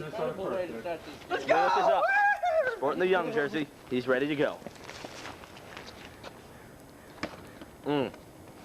Gets the point, though. He'll get the point. This feels a lot like bowling and golf mixed. Certainly does. Richards, he's going for the solid one, but it's still an 11-1 lead at this. Not showing the confidence that he was showing in earlier rounds. He's definitely not showing the confidence of the earlier rounds. Willis tries. Richards with the lucky break. Neither one of them really is showing the potential they've shown earlier rounds. Oh, but Richards with the always surprising ping. You get screwed? You know, after a while, it really doesn't become that surprising. No, really. But Willis has been a strong contender, and once again with the around. This is why Willis is in the championship game. And he makes the catch. He makes the catch. That is why Willis is here. That is... It's because he does not play games. You're absolutely right. That extra point is worth a lot. Oh, that point can be the deciding factor, really. Let's not forget Richards with another ping. Willis. Goes, throws. He's got one. It looked like a ping. I don't know. Where the judges? I'm giving it to him. Ooh, the judges award no ping. I thought I saw a ping, but the judges... I vote for a ping. I vote for ping, but I don't know. Oh. Time! That was a ping. Give them both a ping is what I would say. One too, so it doesn't really matter. We can review it in instant replay if you'd like, but... What are we looking at right now? Wow. You might want to get a couple shots of the scoreboard. Yeah, let's take a shot of the scoreboard. This is really a fast-paced game we've got here. While we wait, let's give a special thanks to our cameraman, Mr. Colin Hegna. He's doing an excellent job today. All right, here we go, dude. Now that he's thanked, let's check this out here. No. Okay. Yeah. It's on the 5. All right. And as always, let's get a fade in on the Grateful Dead real quick. Just as an always ever-present reminder of the spirit of the game. The spirit of the game is the Grateful Dead. Listen to their music. The official sponsor of Roofball. Enough commercials. And we're back to the game. All Who right. else is up? Yeah, let's not sell out. This is big. It's big. Oh, key. Did he make it Key. around? It was an around. That was key. Oh, that my was goodness. key to the spirit of this game. That's his second round competitive. this game here. Richards doesn't even wait. Pigs it. We can see Richards? now why these are the champions. Oh, yes. Richards with a solid ping every time, and Willis, he's had some around. Oh, nothing there. Ooh, That's going to be a tough one to It catch. was a bad shot, but he still made the point, and that could be the deciding factor, really. Oh, Ooh. Richards with a tough play. Looked good. Catches the one. He looks disappointed. He does look disappointed. Willis with another solid ping. He's putting on some competition. Yeah, let's get the score here real quick. Yeah. Let's see what the score is. Watch out for the camera here, folks. After 7 rounds, it's Willis with 37, and Richards trailing with 36. 3 innings left. Here we go. 3 throws Wow. left. This is a Three really throws close apiece. game. It's a solid one. Oh, my solid ping. My goodness. A solid ping. Oh, he looks excited. He does look excited now. There's a certain authority to that sound. Yes, he's definitely back. This is a Roofball champion in the making. Uh-oh. Oh! Willis with the tough over. Oh, Richards is feeling like he's got the win. Richards feels he has the win, but I would like to mention that one around for Willis. It's an 11-point swing. One around for Willis, and it's tied up again. That's true. It's a little late in the He's game. had a couple already, so, you know. It's a little late in the game, though, for an over. That's Over rough. in the What are we thinking here, Luke? It's rough. You know, it's really rough when you get an over. It's that close for that long, and then to get an over. I tell you, it's rough. But, you know, Willis is the comeback kid. Richards is strong, and he's been strong all season. He's a perennial favorite, but Willis is putting the challenge to him. That's right. You know, Toyota driving by. Sipping on gin and juice. Laid back. Roofball! And we're back. It was huge. I was that far from being in a round. Yeah. That was either a plus 10 or a minus 5, and I got the short end of that stick by about 15 points. And it happens. Here we go. Richards with another Oh solid my ping. goodness. That may be the one that puts Willis away. It may be the one. Bottom 9 now? Yeah. Bottom of 9. He's really pulling away here, folks. Let's see what Willis can do. Comeback kid. That's huge. Oh, that is With a an around. That's what That the man is needed. a round. That is what he needed. That's what keeps Willis in the championships, and that's what's put him here all season long. Ooh. And the judges say no ping. It was close. That's a catch. That's it. It was a catch. Ping is yours. I thought it was Richards didn't like the call, but Richards didn't like the call. But I was looking through the viewfinder. the American I'd have given it a ping, but I'm getting more votes against than for. Tie it up or win it. 49-43. Here we King go. of the catch. Willis. And a round does it. Come on, show your balls! With a ping. A ping. Oh, watch out now. Oh, but it hit the car! It's got to be rough. It's got to be rough. And Richards is running around the court. Oh, God. Oh, God, what a finish to a crazy season. What a finish. Oh, God. Oh, God. Oh, but they shake hands. That was a great Look game. at them. Perennial friends through it all. That was a great Through game. it all. That's got to be perennial friends. That's exactly what I wanted for a Roofball championship. That's got to be one of the greatest innings in history. It was a great ending. I pinged it. I went after it. I went for the win. I went for the tie. Hit it and just couldn't get to the ball. Willis, even excited in his loss. Excited because it was a great game. I'm just happy I gave the Broncos a hell of a Super Bowl. That's all I'm saying right now. Mr. Richards? Hey, I feel privileged to have been able to play against such a hard or tough competitor, and I feel lucky to have won. Hey. 49-47, right? Final? Because they hit the car? Yeah. That's a It hell of was a game. crazy. It was and Luke, crazy. thank you very much for being It commentating. was You did a great crazy. job. Fade out now. What a Any closing wild comments? season. What a wild season. Wait, one other thing here. And Oh, never forget. wait, it's faded. It's out. What's on the game? 420, roof ball. 420. 49-47. Hell of a ball game. That's all I got to say. Thank you very much for tuning in. 1999. Many things changed. None more than Adam Willis's hairline. A little bit. He sits here right now with his mother, Susan Willis, who this is her lovely home, who's been allowing this to happen for the last 24, 25 years. It's been a crazy year, right? So let's talk about the year that Roofball has had here, as Barstool has partnered with Roofball, and this is, I would imagine, beyond your wildest hopes for what Roofball could have been. That's the thing. Like I'm a crazy person, so I've noticed. not really. Like this is what I always hoped would happen. You know, the idea of we have people from all over the country here today. We played all those regional tournaments. 26.7% of all Roofball players played their first game this year. That's the 27% earlier. I rounded up. I think that's fair. But yeah, I mean, it's been a wild year. The fact that people have picked it up all over the country. There've been 7 tournaments this year. We've never had more than 3 before. 12 states represented. We almost had a guy from Canada, but his car broke down as he was driving down from Vancouver. But the thing that I love the most about it is just I'm watching people like make friends with each other. People from all over the country talking to each other and being able to kind of bond over this silly game of ours. So it's been a wonderful year of Roofball. What about you at your house? You have people from all over at your house. Does it make you nervous with some of the characters that are here? Like, are the windows and doors locked? What's going on? No, the windows and doors are not locked. It's wonderful. It's absolutely incredible to watch. I'm watching right now. I'm watching them throw this football up on this roof, and it's as I said before, the thing that's wonderful about it is it's fun. Everyone's happy. Everyone's getting along. There's no drama. It's just a really good time to get together and celebrate. And I love it. I've loved it for 34 years. 24. Well, when the rugby ball was Oh, 30, yeah, 34 years ago. 35 since rugby ball 35 came years, home, yeah. How many times have you had to replace parts of that pole? This is the fourth top, the chimney Just on the cap, top, the cap. Yeah. This And is did the new. that one up there, I think I did buy. It's getting pretty dented, though. We may need to go to number 5.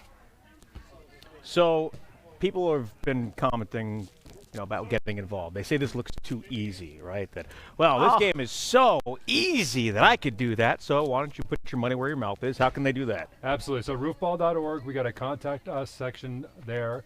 We're hoping to really continue to spread out across the country. We're looking for people to host tournaments and certainly to play. So send your contact info there. Give me your email address. It's basically all we need. And we can start the conversation. We obviously would love to keep this thing growing. All right, anything else you want people watching to know about or to pay attention to as we continue on with Roofball today? I mean, I would just say that for newbies, this is a really good field. Like the scores we put up in the first round were really good. I'm not expecting to advance much past this. So, watch probably the best collection of Roofball talent that we've ever seen. And if you think you're more talented, come out next year and prove it.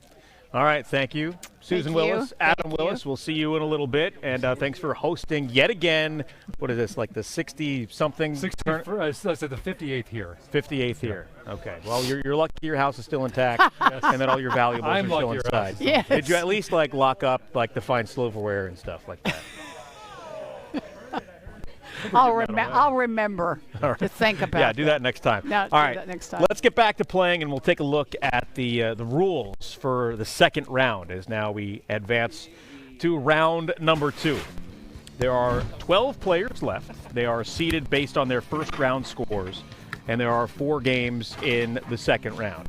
Now, the 4 winners of those games will advance to the semifinals, along with the next 2 highest scores as wild cards. So from 24 down to 12, and then it will be down to 6 in the semifinals. So that's where we're at now. We're about to start the second round. 12 players. It'll be seeded on the first round scores, and then that will lead to 6 players in the second round, 4 winners, and 2 wild cards. You want to sit down, or are you going to leave me out here on an island by myself?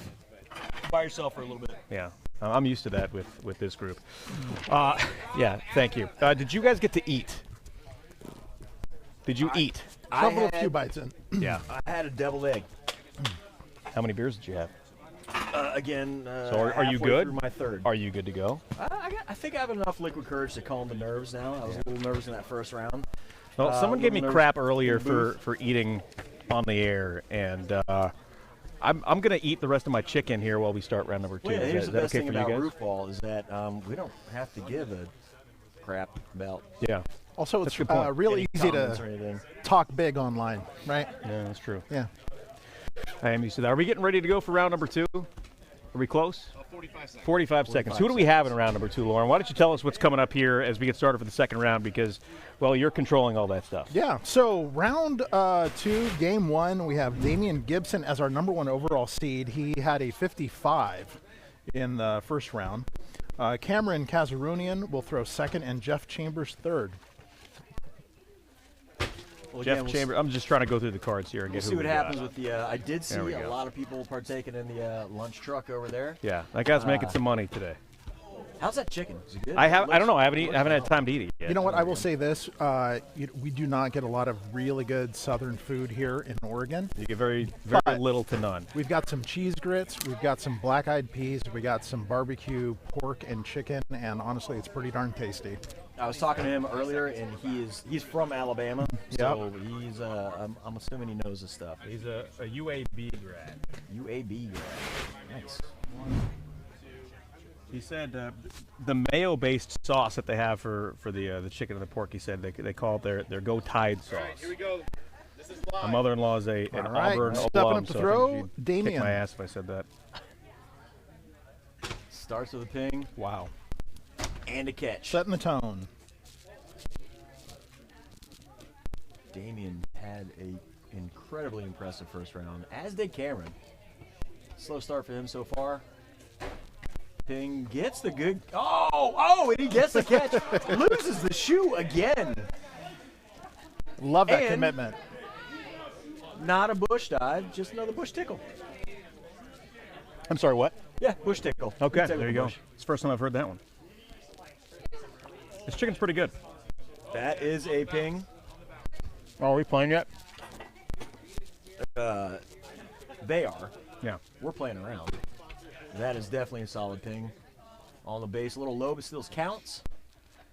Cameron comes up. Well, Damien picking up right where he left off. 2 ping catches to start the. I'd just like to make a mention of something about the comments. People keep asking for Nick. I don't know who Nick is. I don't either. I don't know if Nick is here. If he wants to come sit down, he's more than welcome to sit down any time, especially while I eat. But I haven't seen or heard of this dude here. So Wow. I have no idea. Nice catch. After the ping. Going back to some other comments, I know we were talking about Short Pump, Virginia, and where the hell that is. Where is it? My sister, who is in Virginia right now, says it's right outside Richmond, Short Pump, Virginia. So there you go. Questions are answered. Mysteries are solved. Thank you to my awesome sister, Ann Saliski. Is she watching?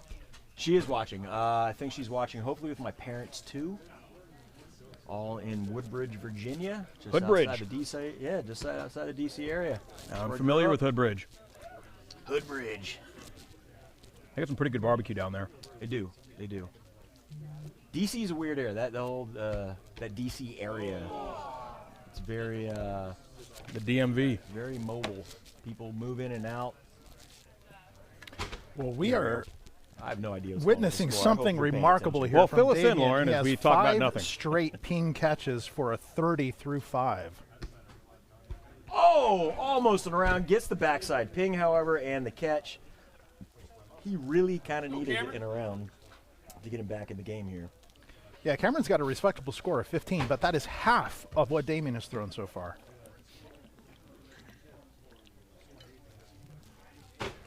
Damien almost gets it stuck. He's got a serious game face, man. He came here to play. Probably one of the more obvious comments I've ever made, but there you go.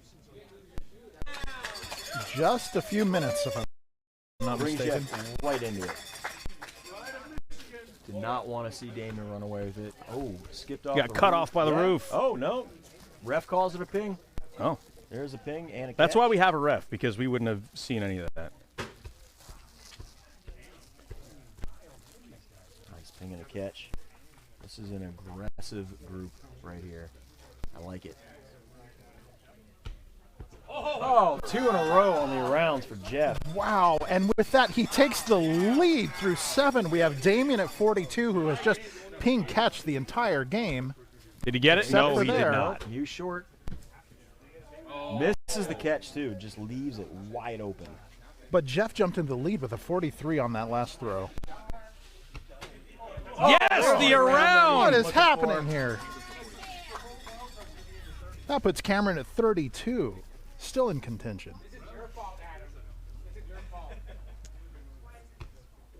Oh, rough time for an over there. Going for the turkey. Now, that was not a ping over, right? That was it was just an over. Okay. Just an over. 5. I don't think the scores on the screen are right now, are they?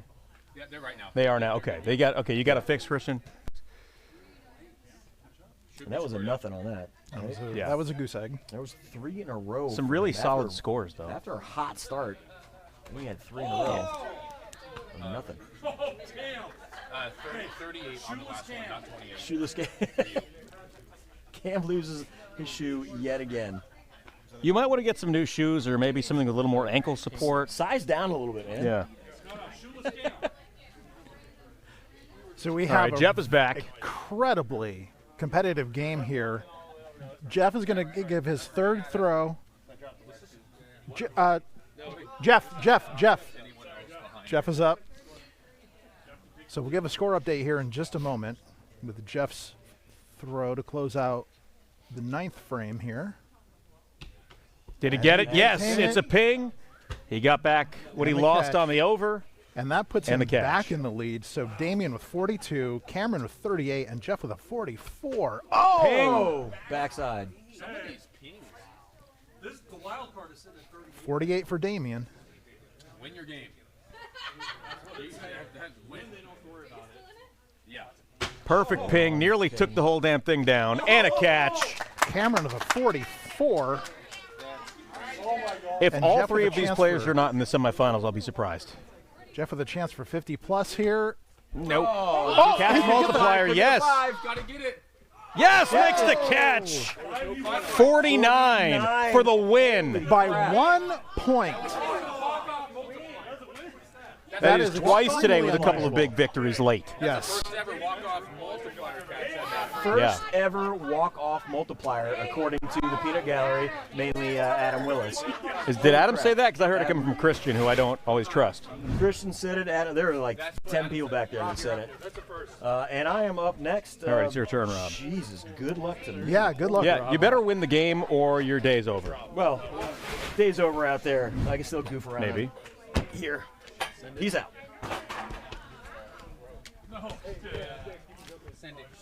What? All right. Hold on a minute. I need to see something here because what are we? No.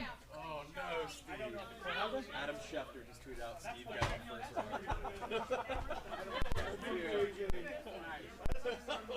round. He's pinging the heck out of that pole today. Talk about how your first 2 rounds have gone. They've gone all right. That second one didn't go as good as I'd like it to, but I'm hoping that score will hold up. Oh, that's definitely going to be one of the wild cards. 44 for one of the wild cards as the second place. I mean, that's a high score. Adam was over there talking about it. That this is one of the highest. You're going to need a wild card score to qualify. So it looks like you're setting a really good standard right off the bat. What do you see about the rest of the competition?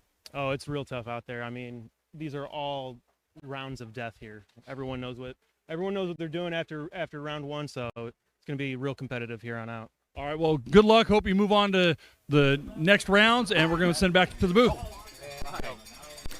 All right, thanks, Chris. I can't hear anything over there, so I don't know if there was anything good that was said, but I'm sure it was. In this game, cowbell. What's it? Yeah, we need more cowbell. That or maybe some sound. Who do we have coming up for the second game of round number 2, Lauren? Nate Roner is going to be throwing first.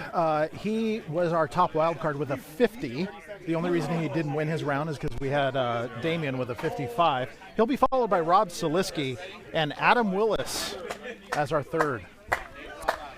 And we welcome into the booth Stephen Che from Barstool Sports. Real quick, what's the wild card score right now? The wild card score right now is a 44. Yeah. Yeah. Here we go. This is live. All right, we're ready live for round number 2. You go by Che? Yeah. Is that what people call you? What's with the Vinny Testaverde jersey? I'm a Bucks fan, so that explains gotta it. show out. But, Are you old enough to have ever seen Vinny Testaverde play live? Absolutely. Okay. I was watching when he tore his Achilles week 1 against the Patriots. But there you go. Yeah, this has been an awesome tournament. Very high scoring. If we're talking about wild cards being in the 40s, I mean, this was great. KB and I came from Chicago and didn't put on the performance either of us expected. But we are excited that Michelangelo is showing out. He had a 40. He was killing it. 40 his first round, and he had an over, which is wild. 40 with an over is crazy score. But excited by the competition. There were some obviously great players here right now. So I got to ask you about this because Roofball, an over from Rob, not making the booth proud. Roofball's been going on for a long time here. I'm not from here. I kind of got involved in Roofball like later on when I would tell people what I was doing. It kind of got made fun of a bit, right? Like, why are you doing that? Now it's blown up.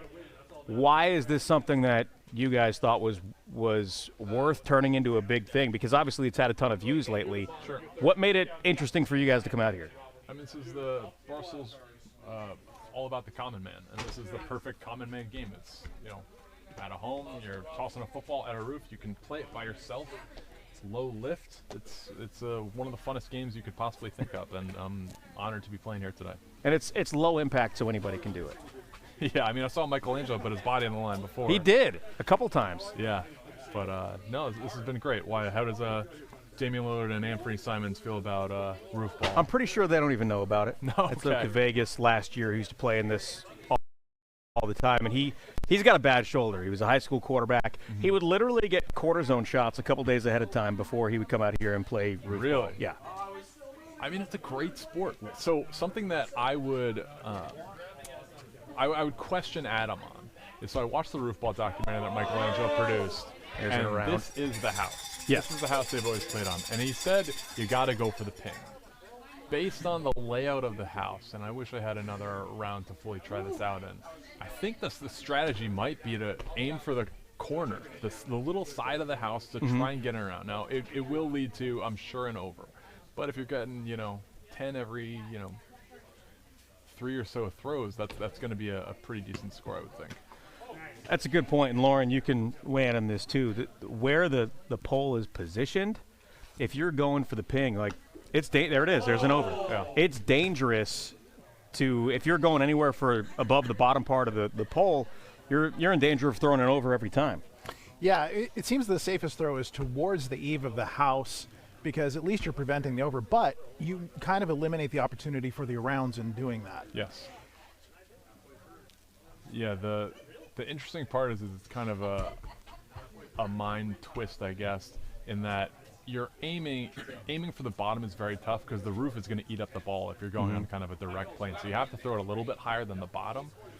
But it's a very interesting game, and there have been a lot of pings today. I did not show up. I think I had one, and then I think I had an around. Well, let's talk about that. Disappointing day for sure. Do you feel like in any way you may have jinxed yourself by providing us with your nickname before your attempts? No. I mean, I don't believe in that stuff. So no, not at all. I had a ping in warm-ups. I felt pretty good. Just it didn't come through today, and then I had a tough bounce at the end that I wouldn't have made the wild card, but at least I would have been in contention at the time. So are you from Tampa? I'm not. I'm from New Jersey. I just moved to Illinois. Okay. Where in New Jersey are you from? I'm from Westwood, New Jersey. I lived in Cranford, New Jersey for quite a while. Shout out Cranford. Okay. I'm from New York. I know Jersey pretty well. Okay. A lot of people on the chat are asking for Nick, and my apologies. I don't know who Nick is. Nick is coming up. Nick is coming up after this. So I don't know if you guys saw this. Adam Schefter's tweeting about Roofball. I did see that. Adam Schefter's tweeting about you specifically. Well, I think he's helping grow the game. I can't confirm exactly who he's talking about, but yeah. He was talking about you. So it's interesting because Adam worked at ESPN for a long time. He worked on NFL Live. And you would think that with his contacts, he could have gotten some big-time people. I know he knows Trey Wingo pretty well. Why couldn't he get them talking about this years ago? Yeah, you. Shoulder shrug. Man, Adam couldn't get Trey Wingo on this, huh? This feels like a Trey Wingo type of game. It totally is. And we got the man of the hour. There's a lot of requests for Nicky Clicky on the ones and twos. Okay. That's why I want to get you in here. You called me the man of the hour? Well, thanks for sitting down, man. What's up, boys? What's up? People have been asking for you for like an hour and a half, and you're making the people happy. They've asked me to leave multiple times so you could sit down, especially while I was eating. So I actually told them to do that. I told them all to talk shit until you guys pulled me on. Well, they've done a good job. So welcome. Thank you, guys. How are we doing today? What an event. Yeah. What a day. Happy to be here. So why aren't you playing?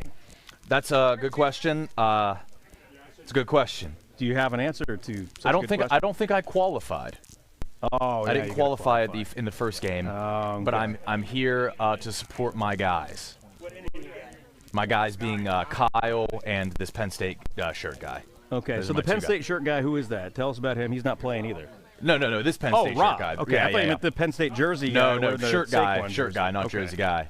Okay. Commonly confused. Ooh, that's my guy. Yes! That's my guy. Got it! That was huge right there. Into first place. And he might have just knocked out the GOAT, Adam Willis, with that. This is unbelievable. Does he just go inside? Does he take the ball and go inside? Nope, he takes the lead. That's what he does. Last round. So where did you come from today? Extremely unpredictable. I came from Chicago. We flew in from Chicago, got in at midnight last night. Is that where your offices are based out of? That's where our Chicago? offices are based out of. But you're not from there. I'm from Wheeling, West Virginia. Beautiful place. Have you ever been? I have been there, yes. You've been to Wheeling? I've driven through it a couple times. Okay, yeah. You didn't stop by Coleman's Fish Market? No. Oh, no, man. I didn't. I just kept driving. The only place I stopped was in Morgantown. Ouch. That's rough. That's my guy. Ended his day. It did. He's done. Adam doesn't have to do anything. He has clinched a victory. Let's see it. You're up by 6. Let's see if he gets Adam cocky. could throw it over and still win. Don't do that. He's trying to turn around. He got it. Got the around. Salt. 48. He doesn't even try for the catch. Salt in the wound. The founder. He's amped up. All right, you got to stick around for a little bit. Of because course, people yes. have been waiting for a long time for you to sit down. My goodness. No. Say hello to all the chat. How are they doing? Well, so through that game, we have a slight scoring discrepancy. We'll figure it out. But Adam definitely finished that round with a 47 because he got a 10 on the last and did not get the catch. He didn't even go for the catch, so 47. And I believe we had a tie between Nate and Rob at 32. But it doesn't really matter, though, right? Except for potential wild card, right? No, wild card was set at 44, remember? There's only two in this round. That's right. They're both out. Maybe like it affects their all-time score. got it. Let's send it over to Chris, who is standing by with Nate, who had a terrific first day. All right, so I have the San Diego champion who made it to the second round, Nate Rohner. You are officially eliminated from Roofball US Open. What's your thoughts going through your head right now? It was a lot of fun. You know, I'm glad I came out. It was a tough crowd. A lot of good players out here showed up and they executed. So, you know, my over was tough. That hurt me a lot. And but I'm glad I came out and had a lot of fun. So your first time at Willis Park, what do you think about it compared to the roof in California? What are your thoughts on the different venue? It's very different. The roof in California is really steep. So every throw you got to be running to catch that ball because it's coming down quick. This one, it's a little bit easier to manage the catch. You know, easier to go for an around too. So there's pros and cons. It's a lot higher scoring roof. All right. So now that you're out, who's your money on? What's your odds saying? Who do you think's going to take it? I got to go with Adam. He's just, you know, he's the founder, and it's a safe bet. All right, we're going to go send it back. Where are we at right now? Who are the winners and who are the wild card leaders? Well, Adam just keeps on rolling. He wins that game 2 of round 2 with a 47. Our winner of game 1 in round 2 was Damien with a 48. High scores across the board. And our wild card right now, I'm sorry, I apologize. Jeff Chambers won with a 49 in game 1. Damien has a 48 and Cameron with a 44. Your floor for a wild card right now is 44, which is just insane. All right, who do we have in game number 3 for round 4? Yeah, we're going to be looking at Doug Webb throwing first, followed by Devin Humpage, and finally Christian Verkest. This is a remarkable group. All right, so is this live? Are we starting now? And we start with an around inside out. I've been following Verkest for a while. I like his style of play. He's my favorite here. Yeah, there's a good reason for that. He wins a lot. He's got a nice spiral. We talked about this earlier, though. Like, being good at sports and being able to throw football isn't always an advantage here. Absolutely not. It's more of a mental game. Yes. Now, you guys had Stephen Che on. Yep. Did he bring up the tweet? The Adam Schefter tweet? The Adam Schefter tweet. He did, and what I mentioned to him is, so Adam, the founder, worked at ESPN for a long time. And he worked on NFL Live, and he worked with some of the folks there. Well, why the hell in all this time could he not get somebody to comment or bring attention to Roofball? It had to be you guys and Che. Unbelievable. So everybody likes it when bad things happen to Stephen Che. I've noticed that. So what you need is somebody like that, somebody so hateable that it rallies everybody. That's beautiful together.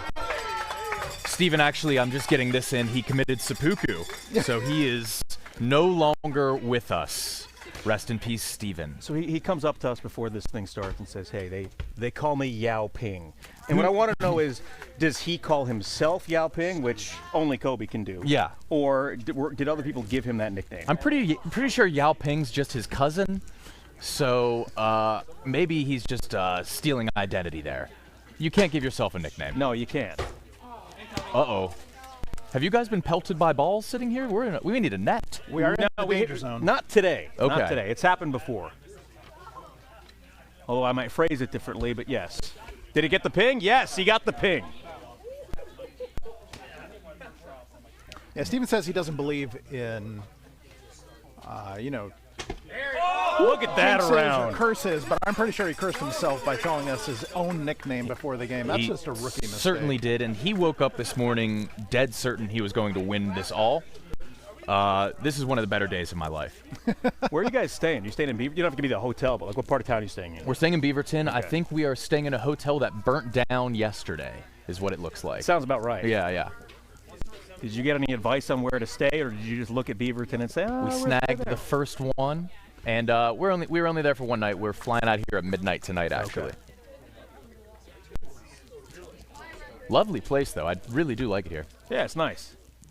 I mean, especially, you come from West Virginia. You're used to, the scenery and. Yeah, it's like West Virginia with less needles. Yeah, exactly. Well, yeah. Are you saying it's less needles here? Or less needles? Less needles here, but it might be neck and neck. No. Well, Beaverton, yes.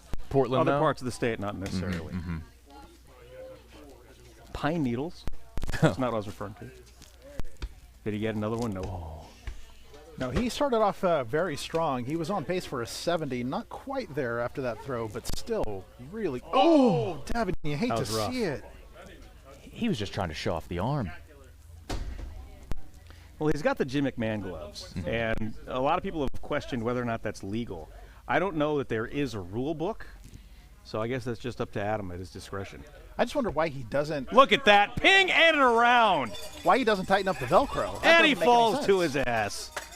That is. He's about to get another scar on his head. That's right. Doug's going to have to watch himself or Christian's going to creep up from behind. And nobody wants a Christian creeping up from behind. No. So Christian is right back in this. Come on, Vertcast. So when did you first become aware of Roofball? I think it was about 2 years ago when the YouTube videos surfaced on our radar, and it looked like a ton of fun, and we thought, hey, we have to come here and try to win, and our egos got the best of us. That's awesome. The one thing that is lacking, nice rebound there from Devin, there's not as much alcohol as there used to be. I've had the majority of it today. Oh, good. Yeah. I can smell this it. Isn't live, is it? Yeah. Uh-oh. A little bit.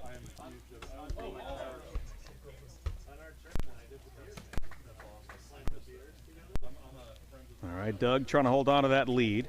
Yeah, Doug and Christian neck and neck. Just opened the door. So whenever it's, if you get 3 rounds, you'll win, and you might get something else for that. Another kind of a round.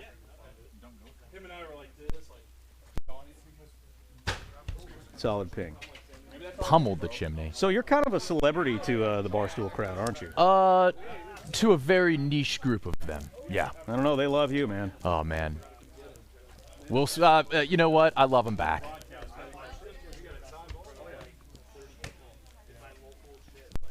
Yeah, we have through 8, Doug and Christian tied up. Oh, no. He just left the door wide open. Curse of the broadcaster. My goodness.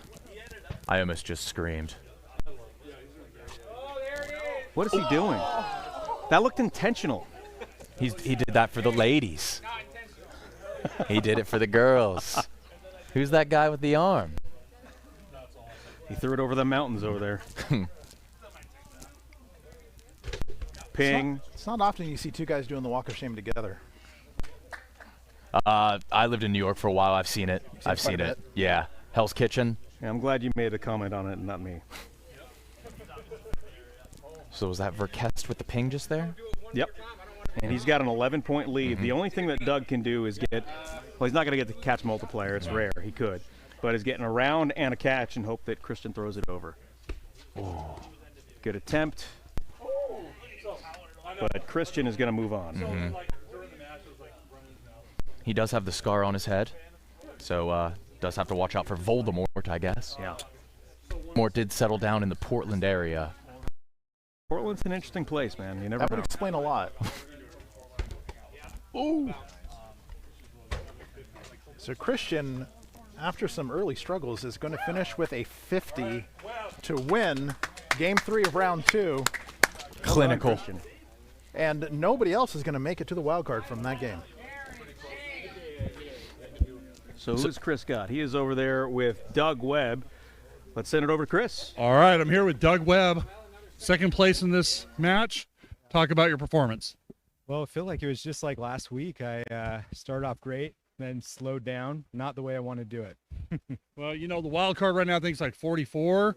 It's a high threshold. I don't think I've ever seen a wild card be that point of high point? What's in your history of playing? That is a tough one to pass. I think it's like 44 or something like that. You said, yeah, and that's going to be difficult to meet for sure. Does it feel different without Weber here this year? It does. I couldn't shake him this last week either, so it was very different. Yeah. All right. Well, congratulations on your performance today. We're going to send it back to the booth. Let's go. All right, Chris, thank you. We've still got Nick with us. You want to stick around for one more semifinal? I'll stick around.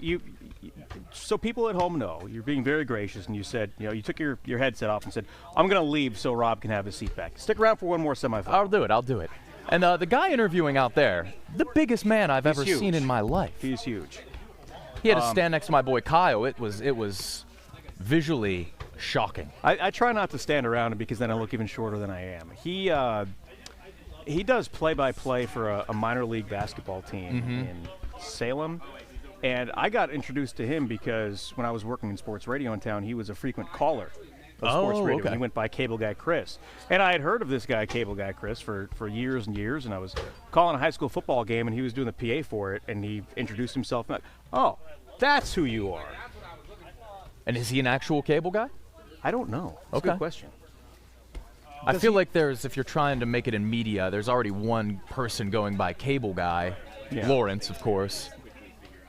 Yeah, this was 15 years ago maybe. So I have no idea if he ever actually was a cable guy. Does he ever sub in on the basketball team? He should. Certainly. Oh. Yeah, I'll get right back on it. Have you guys visited the Soul Food tent? Yes. What did you get? I got the pork. I got the chicken. How was the pork? Pork was great. Shout out to my guy Nick over there. He knows how to make the soul food. Oh. Yep. All right, we're ready to roll. So, are we calling him Michelangelo or is it Michael Angelo? So I call him MA. Okay. Just to make it easier. First name Michael, last name Angelo. Are you required to say both of those names together when you say the name? It's one of those. You have to. It's one of those. Like the Ninja Turtle? Much like him. That's not a good start.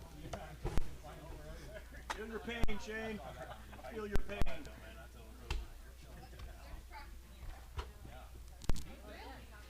I notice a lot of people don't give a damn about the catch. They don't give a hoot. Yeah, sometimes that point matters because we've seen some games come down to a point or two. It's like just I believe make an we even effort. did a tournament where Adam missed out on a wild card because he didn't go after the catch in the final frame. Someone on the chat asked if we can talk about the road highway systems in Portland. Why? Why would anybody even remotely? That would be a KB question. No. They want to talk about the road highway systems of Portland? Yeah. I don't want to know. What's the high school you wanted to talk about of Portland? Jesuit. High School. What do you want to know about Jesuit High School? They're like across the board athletic dynasty. They are because they're a scholarship school and Got they blown out last night? Blown out last night. Did they? Who'd they play? Walton. Oh yeah. Nolan Keeney threw for 5 touchdowns and took Jesuit down last night. I used to coach baseball in the same league as Jesuit, so I never mind when they lose. They're a tennis and soccer school. They're Jesuit U. Yeah, basically. There have been some NBA players and NFL players who've come through Jesuit High School. Eric Spoelstra went to Jesuit High School. Okay. Oh, so that's why everybody's so keen to get him back in Portland. Yeah, because they think that because he's from Portland, his father was an executive at the Trailblazers. He's the chosen one. Went to University of Portland. That's going to make him come back to Portland. But I don't think that's the case. I think he's doing all right in Miami. You're not leaving that gig. No. A lot of good bands out of Portland. The Yeah. Shins. Yeah. She and Him. You ever meet any of the Shins? I have not. They could be anywhere. They Modest could be. Mouse relocated to Yeah, Portland. that's right. That's right. You got the Dandy Warhols. Dandy Warhols, lest we forget. The Chromatics.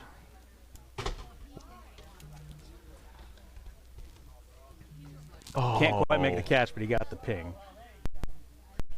Rough second game for Michelangelo, or MA. Yeah, but I'll tell you what. That's a ping. Darren is putting on a show. That is 24 through 4. Next time in Chicago, I might have to invite myself up to your studio. By all means, swing through. Especially if we have a day off. We're planning on building an indoor roofball. Are you really? Area amazing. in the office. Oh. Are you going to use? He got it.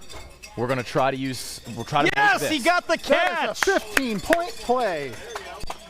This crazy motherfucker. That's amazing. So you're going to use the schematics of the original roof That's ball. the plan. That's the plan. That's fantastic. So here's kind of a concern from some of the roof ball OGs. I do have a day off in Chicago in March. That there's been all this attention on roof ball, and people from all over the country, yourselves. Look at that, another one. You got to be kidding me. That's another 15. Yes. 54. Say that again, Adam. First time ever for sure. Back-to-back 15. First time ever back-to-back 15s. Wait, we just saw history? Just saw history. Oh, my God. First time ever back-to-back 15s. It's the second piece of history we've seen today. First being what? The walk-off catch multiplier. Unbelievable. This is unbelievable. So the concern is that some people are going to look at this, have some fun with it for a while, and then just drop it. So what's the long-term roof ball plans for you guys, especially if you're building an indoor spot? I think the OGs that are concerned, it's like Babe Ruth. He was playing against plumbers. I bet you there's 3 or 4 plumbers playing here. They're worried about the Dominican pipeline coming up and taking over the sport. Yeah. And they're going to have to adapt. So Darren is 6. He has a chance to beat Adam's all-time points record for a game. There's no way we see history 3 times today, is there? What's the all-time record? 74, I believe. And he's got 2 throws left. through 80. Yep. I might need my mic muted if that happens because I don't know what I will say. Well, we're streaming, so it's okay. Okay. There's no FCC on Barstool streaming, is there? Now this is where you see if you've got the mind and the heart, because you're on a roll and you've got to wait for somebody to finish the walk of shame. Is that going to cool you off? Are you going to start thinking too much? Is it going to mess up your throw?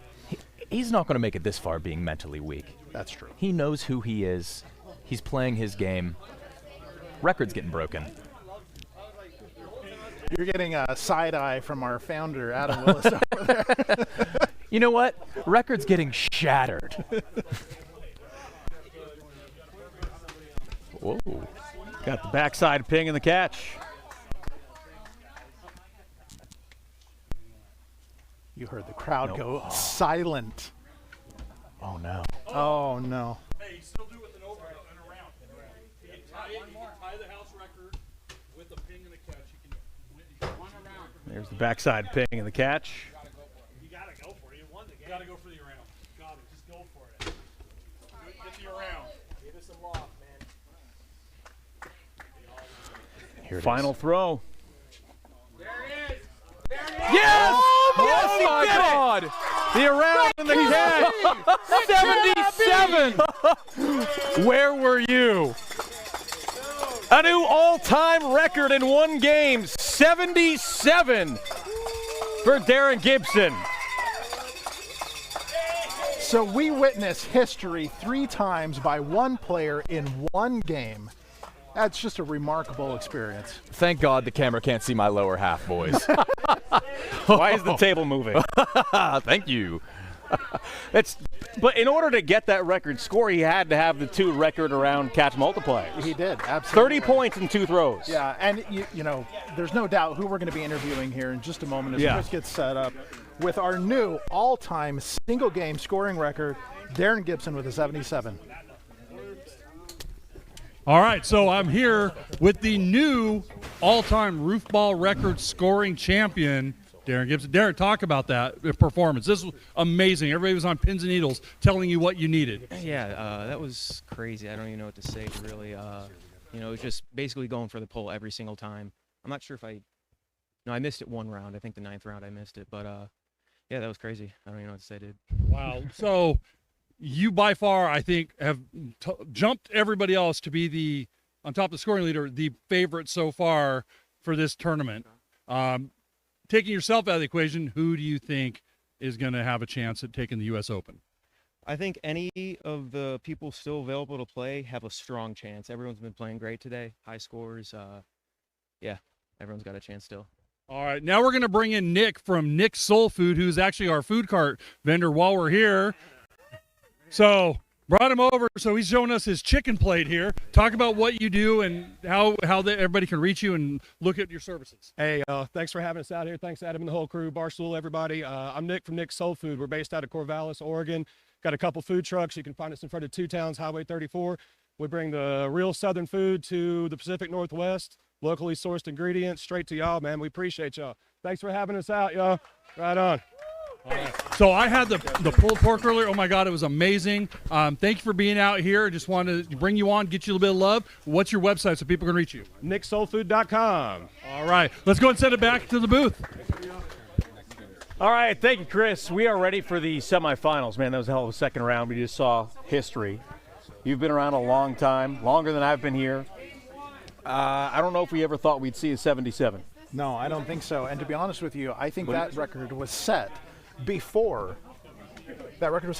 I even became a part of this sport. So it's been in place a long time. To see it broken today is something else. Now we have the next game is just the hits keep on coming today because game 1 of the semis pits Darren and Damien against each other. The brothers, the twins going at it along with Cameron. Welcome back, Rob. Put a headset on. All right, great to be back. Sorta. I'd rather be out there, I think. Very exciting rounds, but good to be in the booth, man. Holy crap, a 77. Yeah, you've been here. How long have you been here? Look at general? your card. No, not here, but like Roofball. Not today. When was your first tournament? How long have you been involved in Roofball? I've been involved in Roofball, oh man, 2006 maybe. Okay. I moved to Oregon in 05. So 05 or 06, I think, is my first time. So a long time. Longer than me.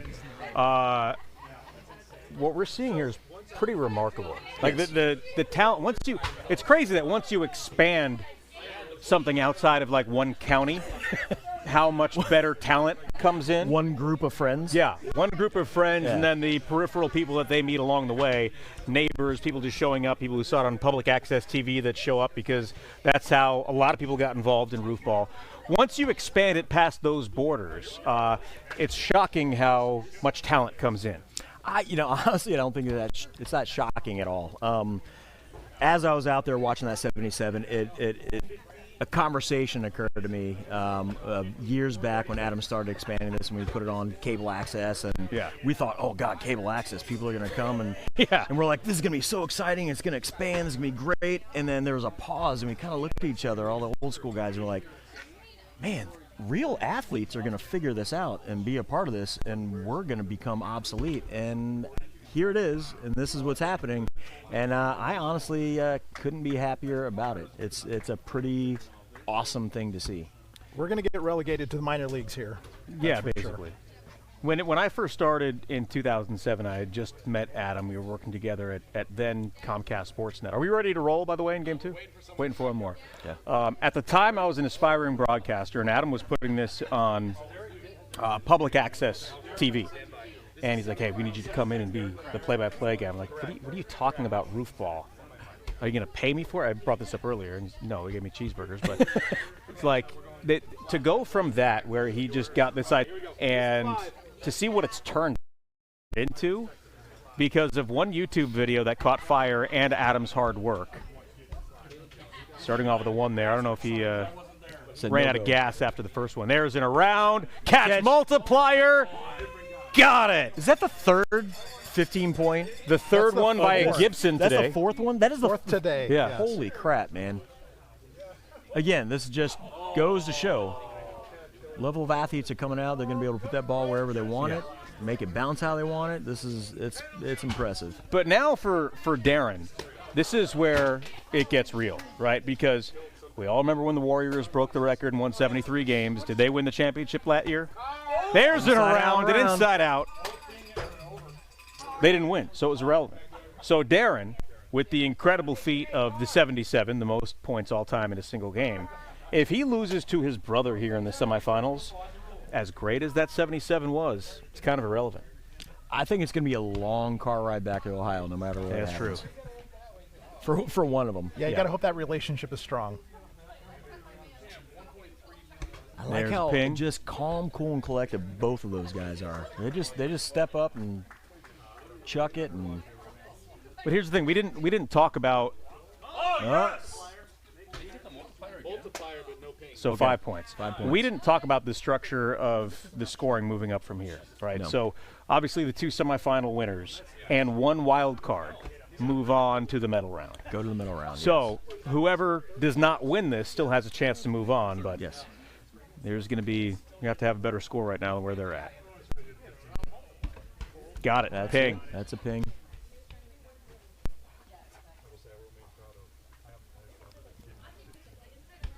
Over. Oh, throws the over. He's still got a comfortable lead, but that lead has just shrunk quite a bit.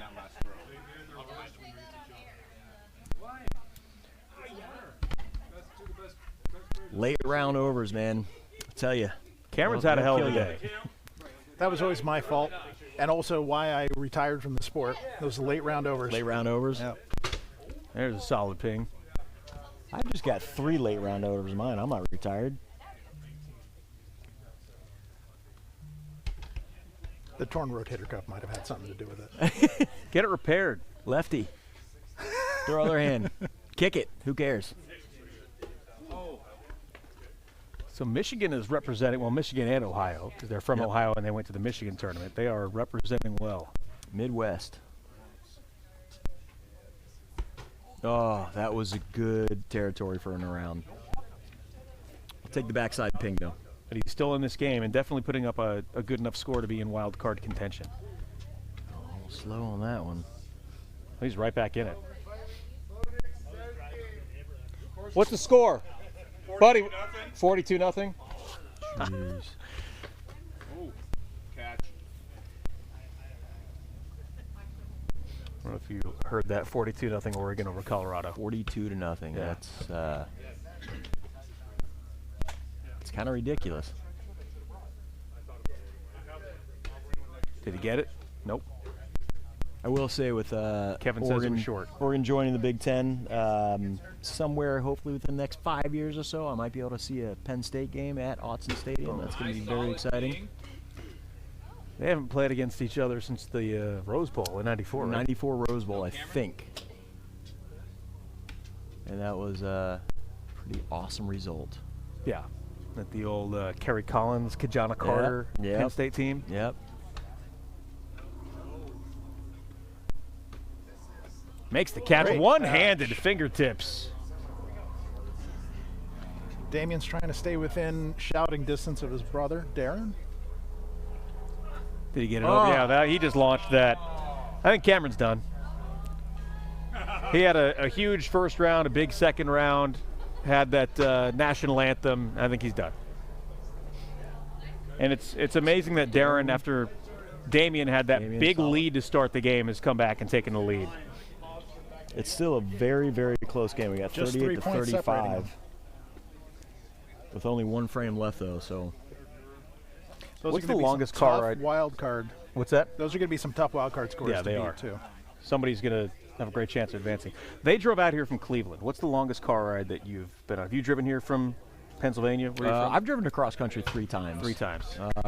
Well, mostly. There was one that I started in Flagstaff, Arizona, and blasted across country. That's close enough. There, but close enough. Solid ping. Went from Flagstaff to Brevard, North Carolina in a straight shot of 30 hours. Short. Straight shot. You Yeah. weren't driving the whole thing by yourself, were you? No. Okay, good. Cousin Al was with me. So it was with a family member, but not a Yeah. brother. I can't imagine driving, what is that, about 2,000 miles, somewhere in that ballpark, with your brother that you just lost to in, in a game. And that is it. Semifinal number 1 is over. What do we got for scores? Darren Gibson walks away with a 44. He'll win that game. Damien closely behind with a 36. That'll be a tough wild card score to beat. And then Cameron coming in third with a valiant effort at 11. All right, let's head over to Chris, who is standing by with the Gibsons. Thank you, Travis. I got the Gibsons here. All right. 35 and 44 points respectfully in this semifinal here. Talk about your performances. It was a tough one. I mean, Jeff, Adam. anytime I compete against my brother, it's always going to be real tough. And It was close. Yeah, agree with him. It's always going to be competitive between us, but I'm just glad I won to advance. So, yeah. Well, here's the thing. Your 35 is the wild card standard. If the non-winner of this one doesn't get 35, you are in the medal round competing against each other. Now, if Jeff wins this, it'll be the whole Midwest in for the medal rounds, then going to the finals. What do you think about that? Oh, that'd be lovely. You know, competing with them about a month ago, that was great. So if we were able to do that again, that'd be amazing. Yeah, props to the Midwest.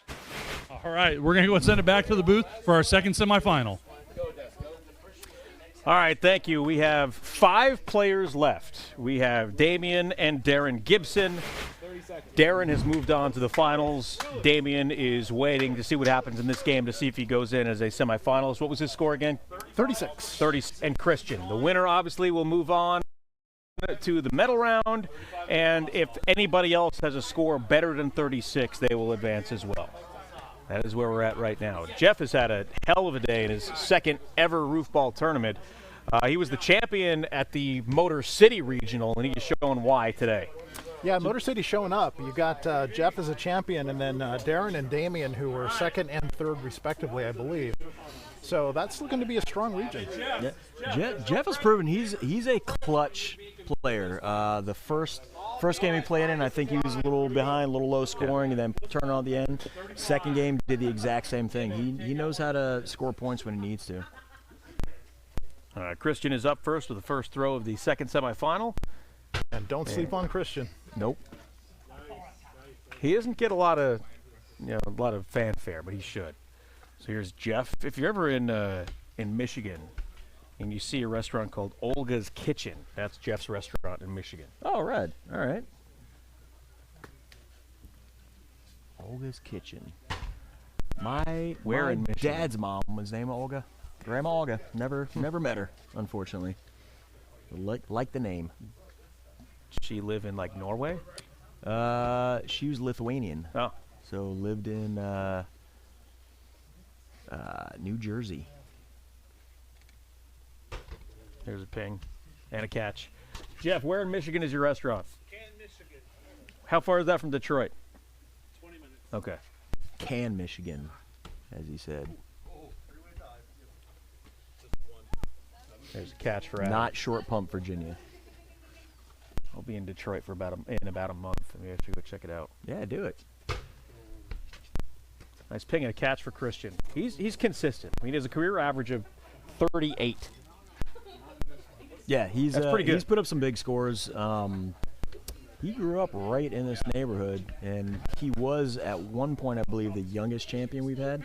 I don't know if that's been surpassed, and again, I could be talking straight out of my ass, but I believe he's still the youngest champion. He's still the youngest champion. Thank you, Lord. Outside of Dieterman. He has never won this event, and he has an opportunity today to win the Cow, which is the Roofball equivalent of the Grand Slam of tennis, winning all 3 tournaments at some point in his Roofball career.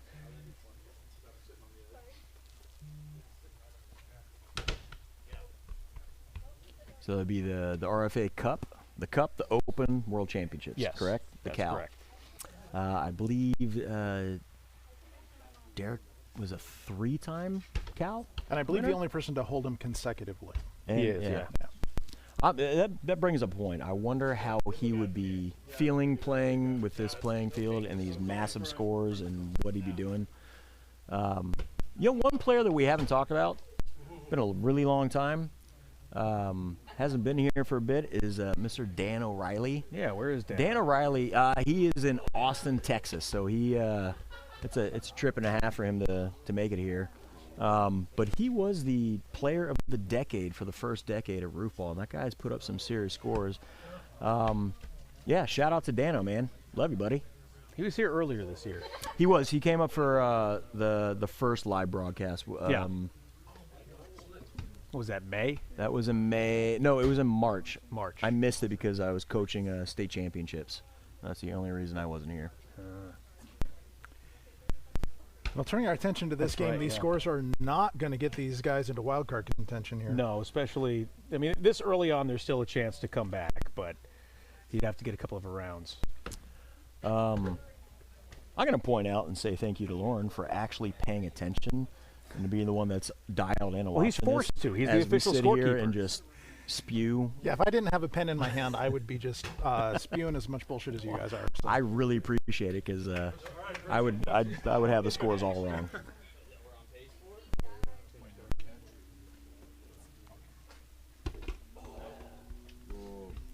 Didn't get it, but he gets the catch. Christian's got a pretty comfortable lead. Adam has 4 throws to go. He's got to get some pings. There's a ping over. Ping over. Rare ping that is over. A 0. Ping over. Ping over. That is a no score. So ping over. That's a score of 0 on that throw. Correct. They cancel each other out. Christian just basically has to not suck the rest of the way, and he should move on. Go, Jeff. Jeff still has he's had some clutch throws in late innings. There's a solid ping right there. It's a good thing that hit the post because that was heading over otherwise. So somebody asks, what happens if the ball gets stuck on the roof? Well, it's happened before. It's happened many times before. It just means somebody has to go get it. That's it. Happened in warm-ups today, right before we broadcasted. So you just you get the ladder out and you get up and take it off. Well, first thing that happens, everybody grabs the ball and chucks it up there and tries to knock it down. Solid ping for Adam. Adam's got his trademark arm out first throw. Very consistent. So they are within striking distance, but they're going to need some high scores here in these last couple of frames. Christian, ping, solid, nearly got stuck. Makes the catch, good adjustment. Stayed on his feet with some balance. Really good adjustment at the end there. Who needs gloves? There's a ping and around to tie. Got it! He ties Christian. Adam needs an around with the catch multiplier. He gets the around. Holy crap. But he's going to fall 1 point short. With one inning left. Point short. Oh, there's one inning left. Excuse me. 1 inning left. We're at 34, 34, and 33. Look at that excitement on that, Adam. Hell yeah. See, that's what happens when you don't pay attention. You think the game's over. All of them are within 3 cheated. points of the wild card as well.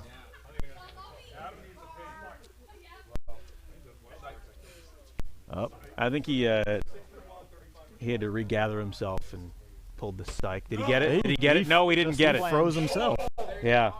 He froze himself. Do they have balks in this game?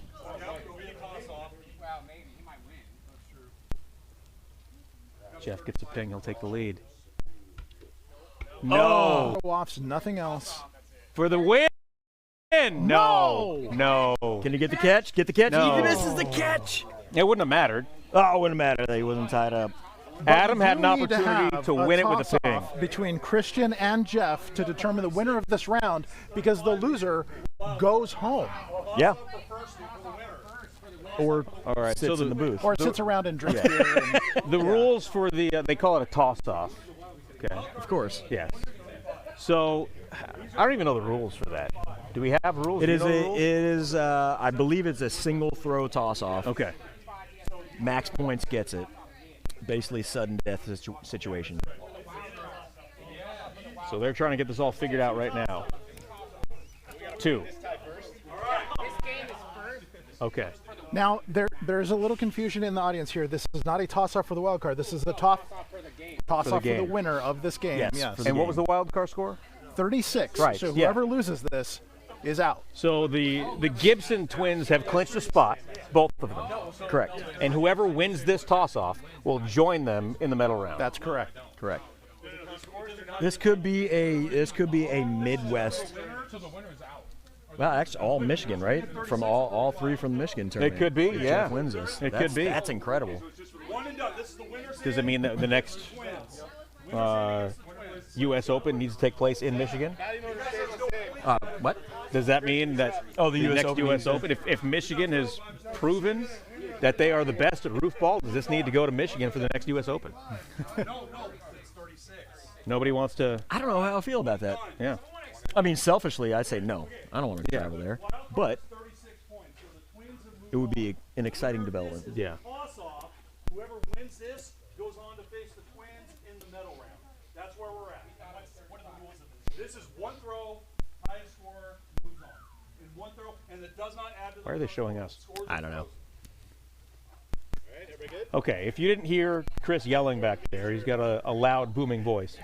One throw. It's a one throw toss off. One and done.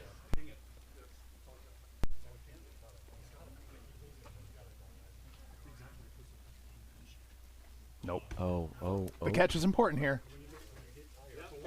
Oh, there's our first bush hive of the out. day.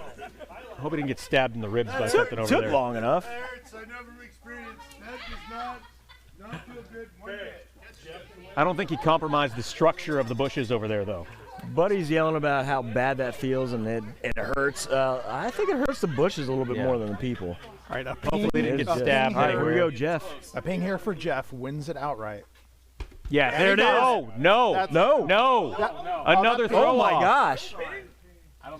I didn't see it. I thought you're it was ref. I backside didn't see ping. it. But Yeah, backside ping. They're giving it to Backside him. ping. Jeff advances. Jeff hit the backside ping, and he wins. Do we have a replay? And all Michigan, good well, work. all Midwest. All Midwest. Final. Well done, Midwest. Did I not say Jeff is clutch player? Hey, can I got yell stepped it up. something in Yeah, the mics here? please do. So Here, put Jeff, this on. You can put that on. Go ahead. Jeff, I can't. So I have a football in my hands because I lost. Jeff in Michigan won a 7-round throw off. So the dude is not. He's very familiar with throw offs. So that's all I have to say. There you go. Again, Dynamite Jeff, dropping, Adam. Hold on. Before we have that thought, let's send it over to Chris. He's standing by with Christian Verkest. All right, I'm here. Christian, wow. That was intense. We're all back here as the fans just watching, cheering, rooting. You're diving in the bushes, get that extra point to try and stay alive. Yeah. Talk about your performance today. I felt a little bit short, but I still felt good. Fresh off of surgery, so I'm glad I didn't tear this open playing today. So happy to be here, and it was a good time to get out here and play, and I'm excited to see this it's the Twins and all Midwest. Yeah, it's all Midwest final. So all three are from the Midwest. Let's put your money where your mouth is. Who you picking? I'm gonna hit the record setter today. He's just on fire, but everyone's on fire, so that's the other thing. So you never really know. It's gonna be competitive down to the last throw, and whoever's on top is obviously gonna come out, and they deserve it. So. All right. Well, we're gonna move on to the medal round. We're gonna send it back to the booth. Thank you very much. We are ready for the medal round. Lauren, what do we got? Well, our lineup for the medal round is Darren Gibson, followed by Damian Gibson and Jeff Chambers. And as you mentioned before, it is an all Midwest Motor City final. If Jeff didn't have a nickname of Relentless already, I think we could call him Iceman, but Relentless fits him just fine. Dude, the guy's a player, man. There's certain athletes that have a switch, and they just know how to flip it when they need to, and they can just they get that focus, they can dial in, and Jeff's that dude, man. This is a rematch of this round in Michigan. Jeff won it. It was Darren who finished in second, and Damian finished in third. These were the top three finishers in Michigan. Here they are, top three again, as the throw went over there in the warm-up throw in the U.S. Open presented by Barstool Sports. I would make a joke about there being something in the water in Michigan, but no, don't do that. Don't do that. I think you already did it. Nice yeah, job. that's that insensitive.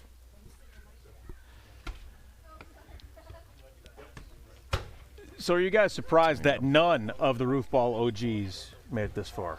No. Well, all right, yes. I'm a little surprised that none of the OGs made it this far, but again, this was something that was bound to happen with the expansion of the sport. And again, super exciting for Roofball, but sad for us old farts. Yeah. And you're always going to play the what-if game. We have one of the legends of the game not here today. Yeah. It would be interesting to see how this would have shaken out with Derek Weber in attendance, but, we're seeing an extremely competitive match today. You saw the all-time scoring record broken. It's just been a great day for Roofball. I think D-Web better be winning some golf today. If he doesn't come away with any money, then he's failed us all. Yeah. Oh, and he's going to be furious at himself. Oh, yeah. Well, he's going to see that 77. He's probably on his phone right now on the course looking at what's going on, and he knows that 77's out there, and he was the 74, wasn't he, or the 72? Adam was the 74. Adam was the 74. I think Derek is the only other player to... Hey, we're just going to go with that. Where's your Roofball polo? What happened to it? It's somewhere over there, and I'm just prepping for the Penn State whiteout tonight. Yeah. What time? It's 4:30, you said, right? 4:30 our time. 4:30 Pacific. Yep. So I'll be not paying attention in about 50 minutes. I'm glad I turned that Oregon game off when it was 14-0 because that was What was the final in that? Or I heard it was 42-0 when they pulled Bo Nix. Yeah, we're ready to roll. Yeah, for Nittany Nation out there, we are. All right, up first we have Darren. Darren was the runner-up at the Motor City Regional. Starts off with a good catch. If you are just joining us. Oh, thank you, Ryan. Wow, look at that. If you're just joining us, earlier Darren had the all-time highest score, 77. There's it around from Jeff. That's a hell of a way to start, man. And a ping and a catch from Darren. These guys do not waste any time. They just get up there and chuck it. Yep. Less time to think about it. Did he get it? He got it. Got the ping. That is a ping. Now the top two scorers from the medal round advance to the championship round. Solid ping there.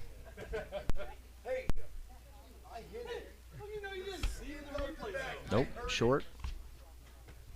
Gets the catch, though, for the point. Did he get it? Nope. Nope. Nope, that was short. Referee Kevin says no.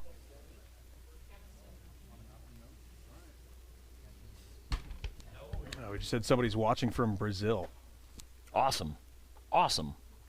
Thank you for joining us from Brazil. I don't speak Portuguese, so whatever, I wish I did. Hi. Portuguese we appreciate sounds the sexy. worldwide audience.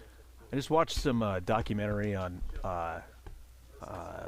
bull riding. Oh, yeah? And, apparently the Portuguese, or the Brazilians are, the best in the world at it.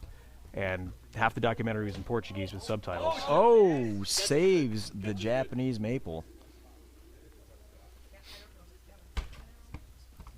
Nope, flange. So for our viewers, if it hits the flange, and you might hear it, might sound like a ping, but it is not.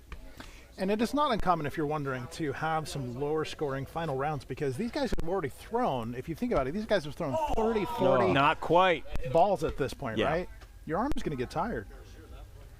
And it hit the roof of the Arm's house getting and came tired. back. Nerves are starting to kick in, possibly. Solid ping. So Damien ties Jeff at 20, pending this throw here. Around! Yes, he got it! That is a funky around right there. Did not make the catch. No catch. Misses So it's the catch. 10. And Jeff now with a 10-point lead over Damien. Solid And ping. backs. And he made the catch. So Darren moves into second for now. Oh, someone No, says they're this is watching everything. in Uranus. Now, is that the city? Was that Missouri? Apparently there's a fudge factory there. I'm not even making that up. I just found that out a couple weeks ago, and my 5-year-old was learning about the solar system. That is amazing. Yeah, Oh, there's man. I guess they call it Uranus, though. Oh, there's an around. Did he get the multiplier? Nope, no multiplier. Misses the But he'll catch, get too. 10 for So that. 10. And that takes him into the lead, at least Thank you for that. temporarily. Thank you for that trivia tidbit. I'm going to use that at some point. That's an over. That's a bad time for an over. I feel his pain. I feel his pain. That's a ping. Hit the bottom. And a catch. Through 8, Darren with 32. Make that 33. Damien has some work to do to get back into this with a couple of throws left. That's an around. Be an That's There it an is. around. That is what he needed And a right catch. there. Right back into it with a 27. Someone asked how the multiplier works. It's the multiplier for the catch. So if you get the around, it hits the multiplier. That's the catch is now worth 5 instead of worth 1. You got the ping, but no catch. Making any you do not here. need to get the around, though. Anytime it hits that pole and you catch it, that little pole, that's a multiplier. Ping Nice catch.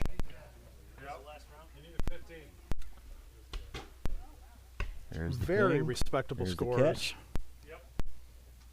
36. But Jeff just needs to avoid making a mistake here. No overs, and he will be our #1 seed. Yeah, he's clinched to move on. Is he just going to roll it up there, or is he actually going to go for some points? He's going for some points. Sorta. Kinda. There's Gets the catch. He finishes with a 43. So we've got another rematch of the championship in the 2023 Motor City Regional. Darren Gibson and Jeff Chambers. Let's give it up to these 3 competitors. Yeah. Fantastic effort by all 3, and we're going to send it over to Chris live now with Damien. All right, I'm here with Damien. So, medal round, facing your brother and Jeff, the Midwest medal round. You came up a little bit short. Talk about today how this meant, what this meant for you. This was a great time to be out here. It was a lot of fun. I'm glad I was able to put up some respectable scores, but the whole reason I lost there was my brother was begging me to let him move on, so that's why. So I'm understanding this is a rematch from the Midwest Finals with these two. It is. Where are you putting your money? I'm going to put it on my brother. All right, you heard it right there. So we're going to send it back to the table so we can get set up for the finals, and then we'll go back to Travis and the team. All right, Chris, thank you. Adam's going to be standing by with the coin toss here in just a minute, but I'm just looking at some of the places that people are watching from today. Australia, the UK, Missouri. Somebody said the Uranus Fudge Factory is their hometown. I want to know how good the fudge is there. I mean, if you have the Uranus Fudge Factory, better be the best fudge. And I did see Bangkok, too. Yeah, somebody, let's see. Yeah, all right. So is Adam ready? Oh, he is ready. Okay, let's go. Adam, let's have the coin toss. Well, no one other than Oregonians has ever won a Roofball tournament, a Roofball major. That is going to change today. Let's bring up our first contestant, the 2 seed, Darren Gibson, coming up here. The rightful leader of my record. Bring your mic on. I'm not talent. That's the thing. You had a 77. Tell us about that tournament, the all-time record you put up just a couple games ago. Yeah, that was crazy. I'm gonna definitely have to watch that later. I'm not sure how many rounds I got or multipliers, but yeah, that was crazy. And I like 77. It's a cool number. All right, so you've played against Jeff in a championship. Can you take any lessons away from that particular competition? Yeah, go all out, because in that one, we were in a throw-off, and it just went, just tipped off my finger. And, if I really would have laid out, yeah, I would have dove in the pool, but I would have kept the game going. So, yeah, give it everything right now. All right, so you're from Ohio. He's from Michigan. Does that rivalry play into your thoughts at all? I'm not into that whole rivalry. It's not my thing. Yeah, I don't care for the Ohio State-Michigan rivalry. All right, well, congratulations on getting here just this far, and we'll have you up for the coin toss in just a second. All right, let's bring up our #1 seed, Jeff Chambers, champion of the Motor City Regional. All right, Jeff. Now, famously, on the very difficult roof in Livonia, you had 49 catches. No pings. 49. Is this roof been just that easy for you? What do you find it to be today? That easy for you? No, but I definitely felt the pressure of everyone saying, "Oh, Livonia, only making catches." Today, I'm making pings. I'm making a round. I'm doing it. Let's go. So speaking of that, you've had a lot of rounds in the last couple of games. Is there something specific to your throw you think that's helping with that rightward spin? Definitely. When I try for the around, I don't want to jinx it, but it's working out for me when I need it. Are you specifically trying for them then? I've had to a few times. I had to do it. So definitely. And your thoughts on your competitor in the championship, Darren Gibson?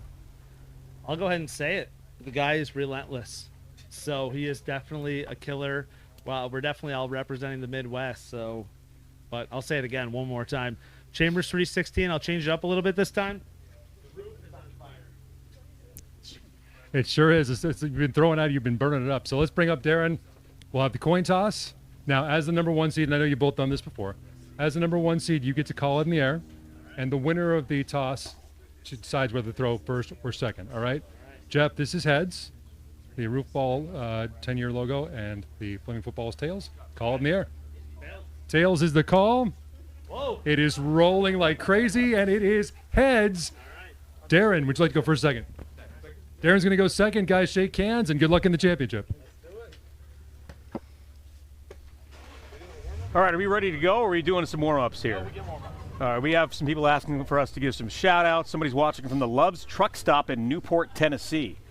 Okay. Nice. That's an interesting place to watch this. Somebody says, can you please say hello to Jamie around Malcolm in Scotland, Roofball's biggest fan. And apparently there's a Roofball going on in Scotland. See, this is what I'm talking about. I want to get some international stuff. Yeah, we do.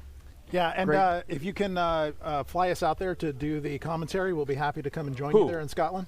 Me? No. Oh. Whoever is going to be hosting. You're looking at me like I was going to fly you out there. Yeah. Well, I mean, if you want to do that, I'm down with that too. Yeah. I love Scotland. Scotland's a great country, man. I've never been. Really My in-laws just came back from a European trip, and I think they went to Scotland. I've never been. I want to play some golf. I've been to Edinburgh and kind of almost Glasgow. I think I went to a bar in Glasgow.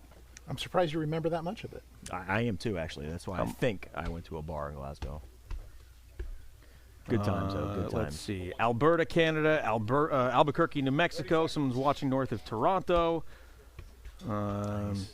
Yeah, there's people from all over. You guys got any shout-outs for yourselves? Any family? I got to do Bob Young. Shout out to you, buddy. You asked me to do that earlier. Love you, pal. I don't know that. Mom and Dad? Hi, Mom. My family's not watching.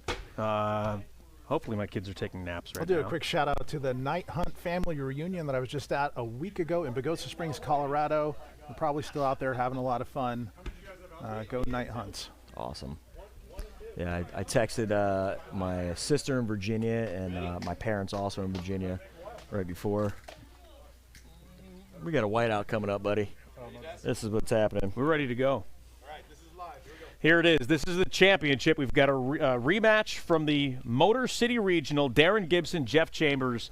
Jeff will have the first throw. Jeff won that tournament in Michigan. He starts it out with a ping and a catch. Solid way to start. Gets the confidence up. But not as confident around. That's what's more solid than solid?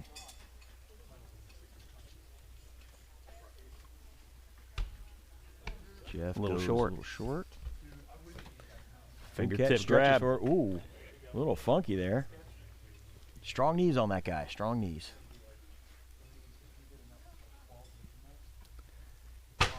Another solid ping and a catch. I mean, if that's what you do all day, that's what's going to win you tournaments. Right in the center. Darren's looking to right what he sees as a wrong from the previous tournament. Yes, he got the around. Right to him. It is not going to be that easy. So Jeff retakes the lead, and now Darren retakes the lead.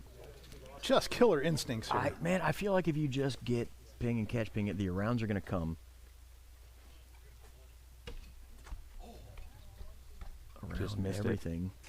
Left the door open. 0.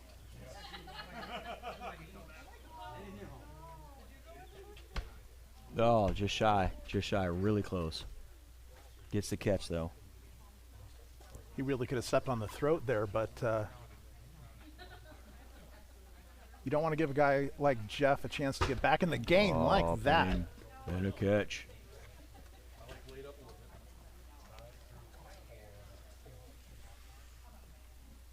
Off to the right. And he gets the lead back. Halfway through the championship round. Jeff off to the Now, we don't want to see these guys tighten up a little bit. They get No. off to such a great start. A couple of rounds, couple of pings. You don't want to Got a see them point on that one? clench up a bit down the stretch.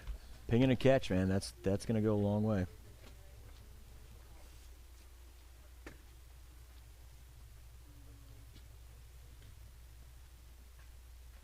Another ping and a catch. You can hear the tension in the crowd. They just go silent. I called the catch a little early. It is quiet. Ping and a catch. I wonder if that is going to affect them at all. They're used to playing in some rowdiness. Oh. This is for the tie. All right. So 3 throws left, and we are tied. This is what you want in a championship round. Can Darren overcome the loss the last time these two were against each other in a championship round? There's the ping. Another 6 for Jeff.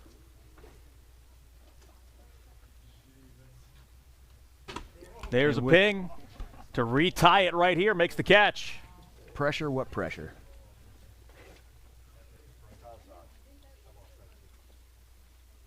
Tied again at 37 with 2 throws left. Short and to the right. Good bounce for the catch, though. Takes the lead by 1.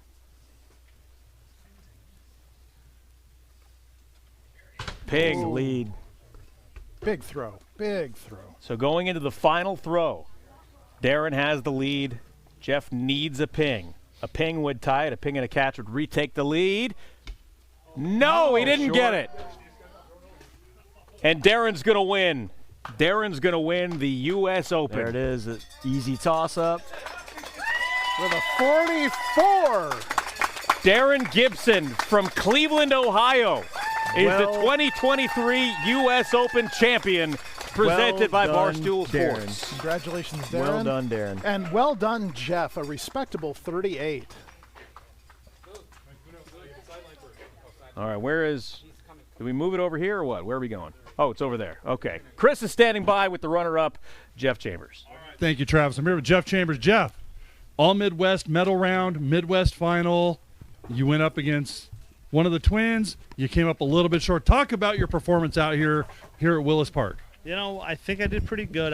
You have no idea how ecstatic I was that we had an all Midwest performance here today from all 3 of us. People were ragging on the roof in Livonia, but I'll go ahead and tell you right now, we came here today and we proved that we can play with the top dogs. All right. So with that, the Midwest came out. Are you going to be hosting another regional next year out in your area? What's the plan for you? That is definitely the plan, to play some more games in the Midwest. The Gibson brothers, dude, these guys are unstoppable. They highest score of all time just happened today. So if I'm going to lose to anyone, I'll tell you what, I'll do it to those guys any day. Losing with grace, Jeff Chambers. Congratulations on second place and being here. Thank you for coming out. We're going to send it back to Travis and our winner. All right, Chris, thank you much. We are here with Darren Gibson, the U.S. Open champion. Now, you get down to the championship game. It's a rematch, is what you had in Detroit with Jeff. You know he's terrific. You guys are both having great days. We'll get to the record in a minute. Okay. But to be in that spot again, in the exact same position against the exact same competitor that you were the last time out, what are you thinking as that goes down? I was definitely thinking there's no way I'm losing to him again. No way at all. And honestly, unlike the other rounds, I just felt like really comfortable and confident that round for sure. I know the 77 round, you're like, how you're not confident, but this round I just definitely felt more at ease. I mean, you were dialed in from the start. That first ping was laser on target, and you hit it hard, and then you did that over and over this game. And I'm saying if you are consistent, and you're consistent in your pings, consistent in your catches, you're going to win championships, and that's what you did today. Oh, yeah, definitely. Yeah, I mean, me and Damon had the same mindset coming in, just literally go for the pole every time. You know, don't worry about their rounds. All the rounds, I mean, I might have tried for one of them. Definitely didn't try for the multiplier, but yeah, just go for the pole every time, and if you can, knock it off. It's a long trip, 2,000 miles, somewhere in that ballpark for you guys coming out from Cleveland? 2,500, yeah. Long trip. They're being distracting over there. So a long trip for you to come out here and just be in the spot again that you were in the semifinals and in the medal round with your brother again, the same 3 as you were last time, right. And then to win the whole thing. Obviously, it makes the trip worth it, but what's that drive back going to be like after beating your brother again? It's going to be tough for him, and it's his car, so he does most of the driving, so he's going to, it's going to be tough. I'll try to get some footage. We'll see of him freaking out or something. Post it somewhere. Yeah, definitely. That 77, at what point did you realize you were coming close to a record? Well, all the chatter behind me, about 2 feet behind me. Then Adam, I think he was filming because I was playing Michelangelo, and he said, you got 2 more tries, see if you can go for it. He said I had a good chance, so yeah, that was great. You've seen a lot of Roofball over the years. How does his performance today stack up against some of the best that you've seen? No, it's ridiculous. I mean, I'll say it again. This is what was bound to happen when we expanded Roofballs. We're going to have some actual athletes come in and be able to put up some really good points, and this is what's going on. And it's fun. I love it. I love it. It's great. It's sad for me because I got to compete against that or try to, and I'm only getting older. But nice job, man. Well done. Yeah, this is a best case scenario here. Yeah, dude, it was great. Really competitive day. I loved it. Congratulations, and thanks for making the trip out here. We look forward to seeing you next year. Yeah, definitely. Oh, yeah, for sure. All right, let's send it back over to Roofball founder Adam Willis for the award ceremony presented by Canby Trophies and Awards. Thanks for making that easy. Well done, man. All right, thank you, Travis. This is always my favorite part of the day, handing out some hardware. Crazily enough, we're going to start with me, the semifinalist Adam Willis. Give it up for Adam Willis, everybody. And my mom's going to put the medal around me ceremonially. Thank you. Oh, thank you so much. Thank you, Mom. And second, having his best tournament ever right after singing the national anthem, let's bring up my favorite name in Roofball, Cameron Kazarunian, semifinalist at the 2023 Roofball US Open. Please accept the award from Mother. And let's get a photog or a shot with our photog. So I meant to say. There we go. Congratulations, Cameron. And our last semifinalist, he was this close. The throw off. I'm going to call it a throw off, buddy. Cost him a shot in the finals, but one of our great champions, Christian Verkes, come on up here. His head's wounded, but he's still playing hard. Christian, you have legions of fans all over the world. What do you have to say to them right now? Thanks for supporting me. I was happy to be out here today. It was a really competitive day. Getting more athletes out here is really, it's making it harder. So, but we love it. We love it, and we're happy that everyone made it out here, and I'm happy for the Midwest today. When I know that your brother Caleb is here, then your dad is certainly watching. Any words for your dad? Love you, Pops, wherever you're at here. And thanks for watching, everyone. It really means a lot to us and everyone. Well, thank you very much. Congratulations. Once again, I got to touch some Midwesterners now. The first one made the final three just like he did in Livonia, and just like he did in Livonia, he ends up at third place. Let's bring up Damian Gibson, ladies and gentlemen. Give it up for Damian.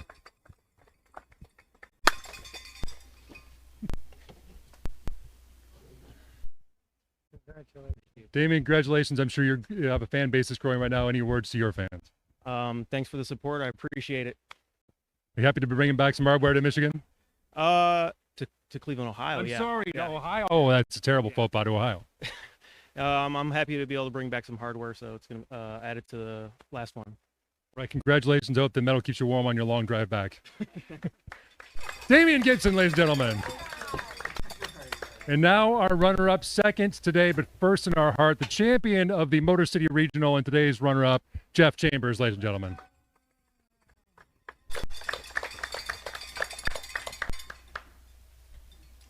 Jeff, I'm going to go ahead and say this is a career year for you in Roofball. How do you feel at this moment? Well, it was my second tournament, so it was a hell of a year, I'll tell you that. So you're excited to bring Roofball back to Michigan again next year? That's what it's all about. Today we represented the Midwest so hard. Obviously the finals, Midwest, all the way. So do you think there's something special about Midwesterners that, a lot of people in the early days when this thing was going viral assumed this was a Midwestern sport. Do you think that we somehow transplanted this from where it should have been born? Yeah, definitely. It's a Midwest sport. Let's drink some beers and let's throw something at something. That's what we do. They're also a very agreeable people. Congratulations, Jeff. Thank you so much.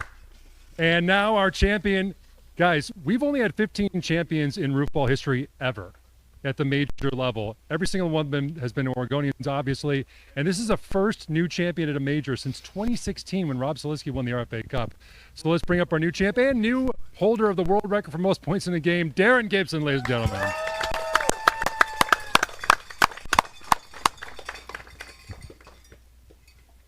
Your thoughts? What a day, geez. Definitely makes the drive back home a lot better. This was fun and very competitive day, and I like competition. So how is it playing against your brother? Nothing new. I mean, been doing it, for a long, long time in anything, not just sports, competing all the time. So, how long does this give you bragging rights for now?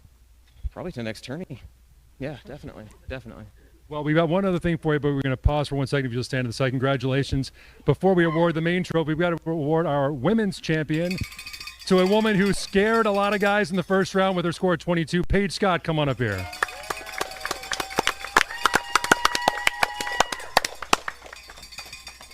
Congratulations. So you got a good arm. Have you played professional football or anything like that leading up to today? Yeah, I do play for the Steelers, actually. Wow, that's amazing. Congratulations. Yeah, it's me and Jeff Reed, you know? But seriously, how'd you develop your arm strength, your accuracy?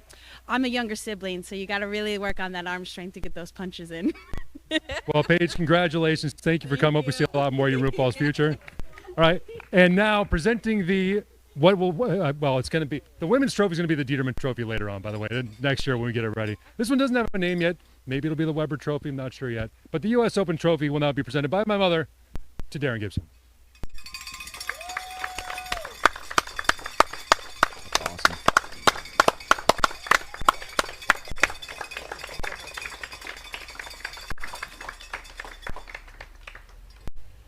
All right, so I have a lot of thank yous. I'm going to try to get through them very quickly. First and foremost, Susan Willis and Andy Miller, who have been allowing their house to be beat up for many years. Mom for 25 and Andy for 15, 12, yeah. And there are so many reasons for them to say, no, we're not doing this anymore. And they keep saying, no, let's do this again. So thank you very much. Oh, yes. This was the last one, everybody. But let's give it up for Mom and Andy, everybody. All right, now I'm going to let some graphics do a lot more of the talking here, but I want to thank my wife, who is not a fan of being on camera.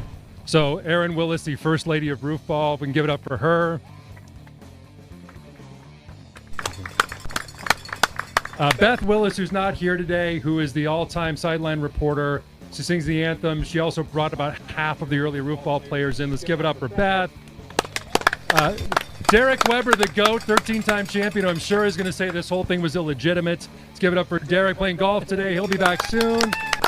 And Buddy Emmons, the self-declared but universally acclaimed sexiest man in Roofball, or RFA Cup champion, and one of the earliest believers in the future of Roofball. Thank you, Buddy.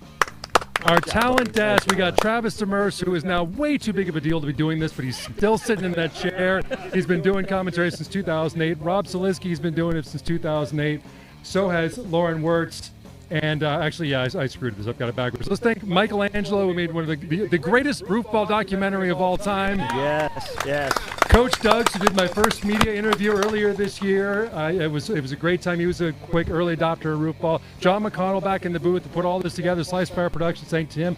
Bobby Plata, who's in the garage right now, who put together the RFA Cup and the World Championships this year.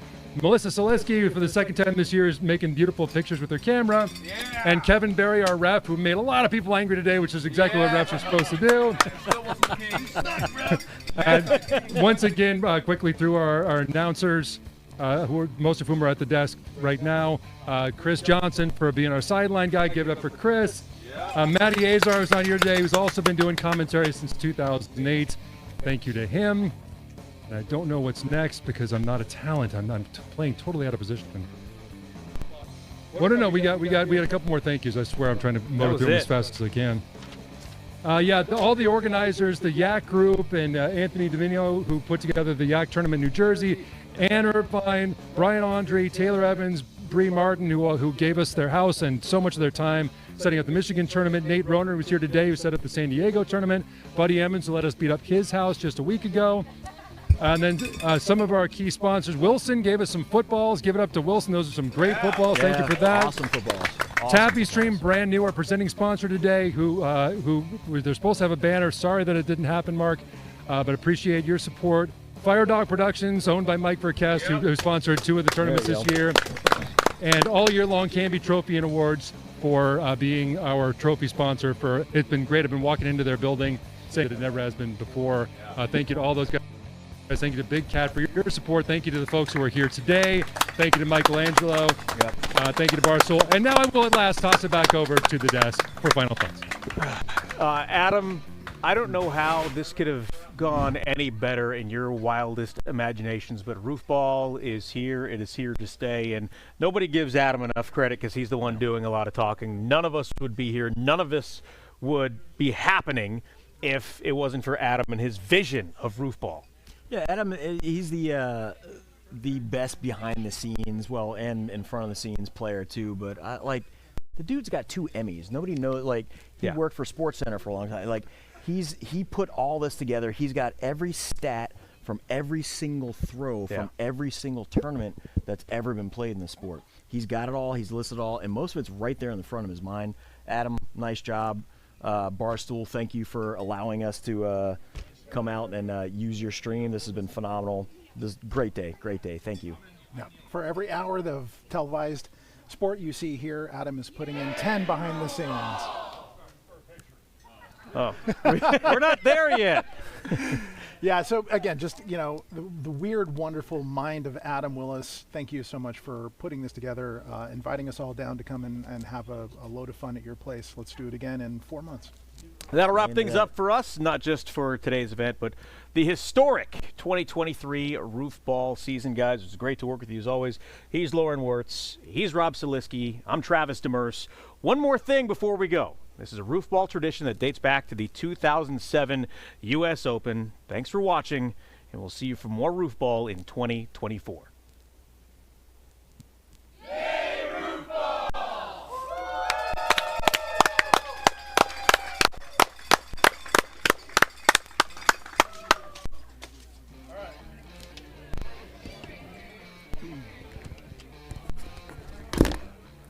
Fucking hey, guys. Good work.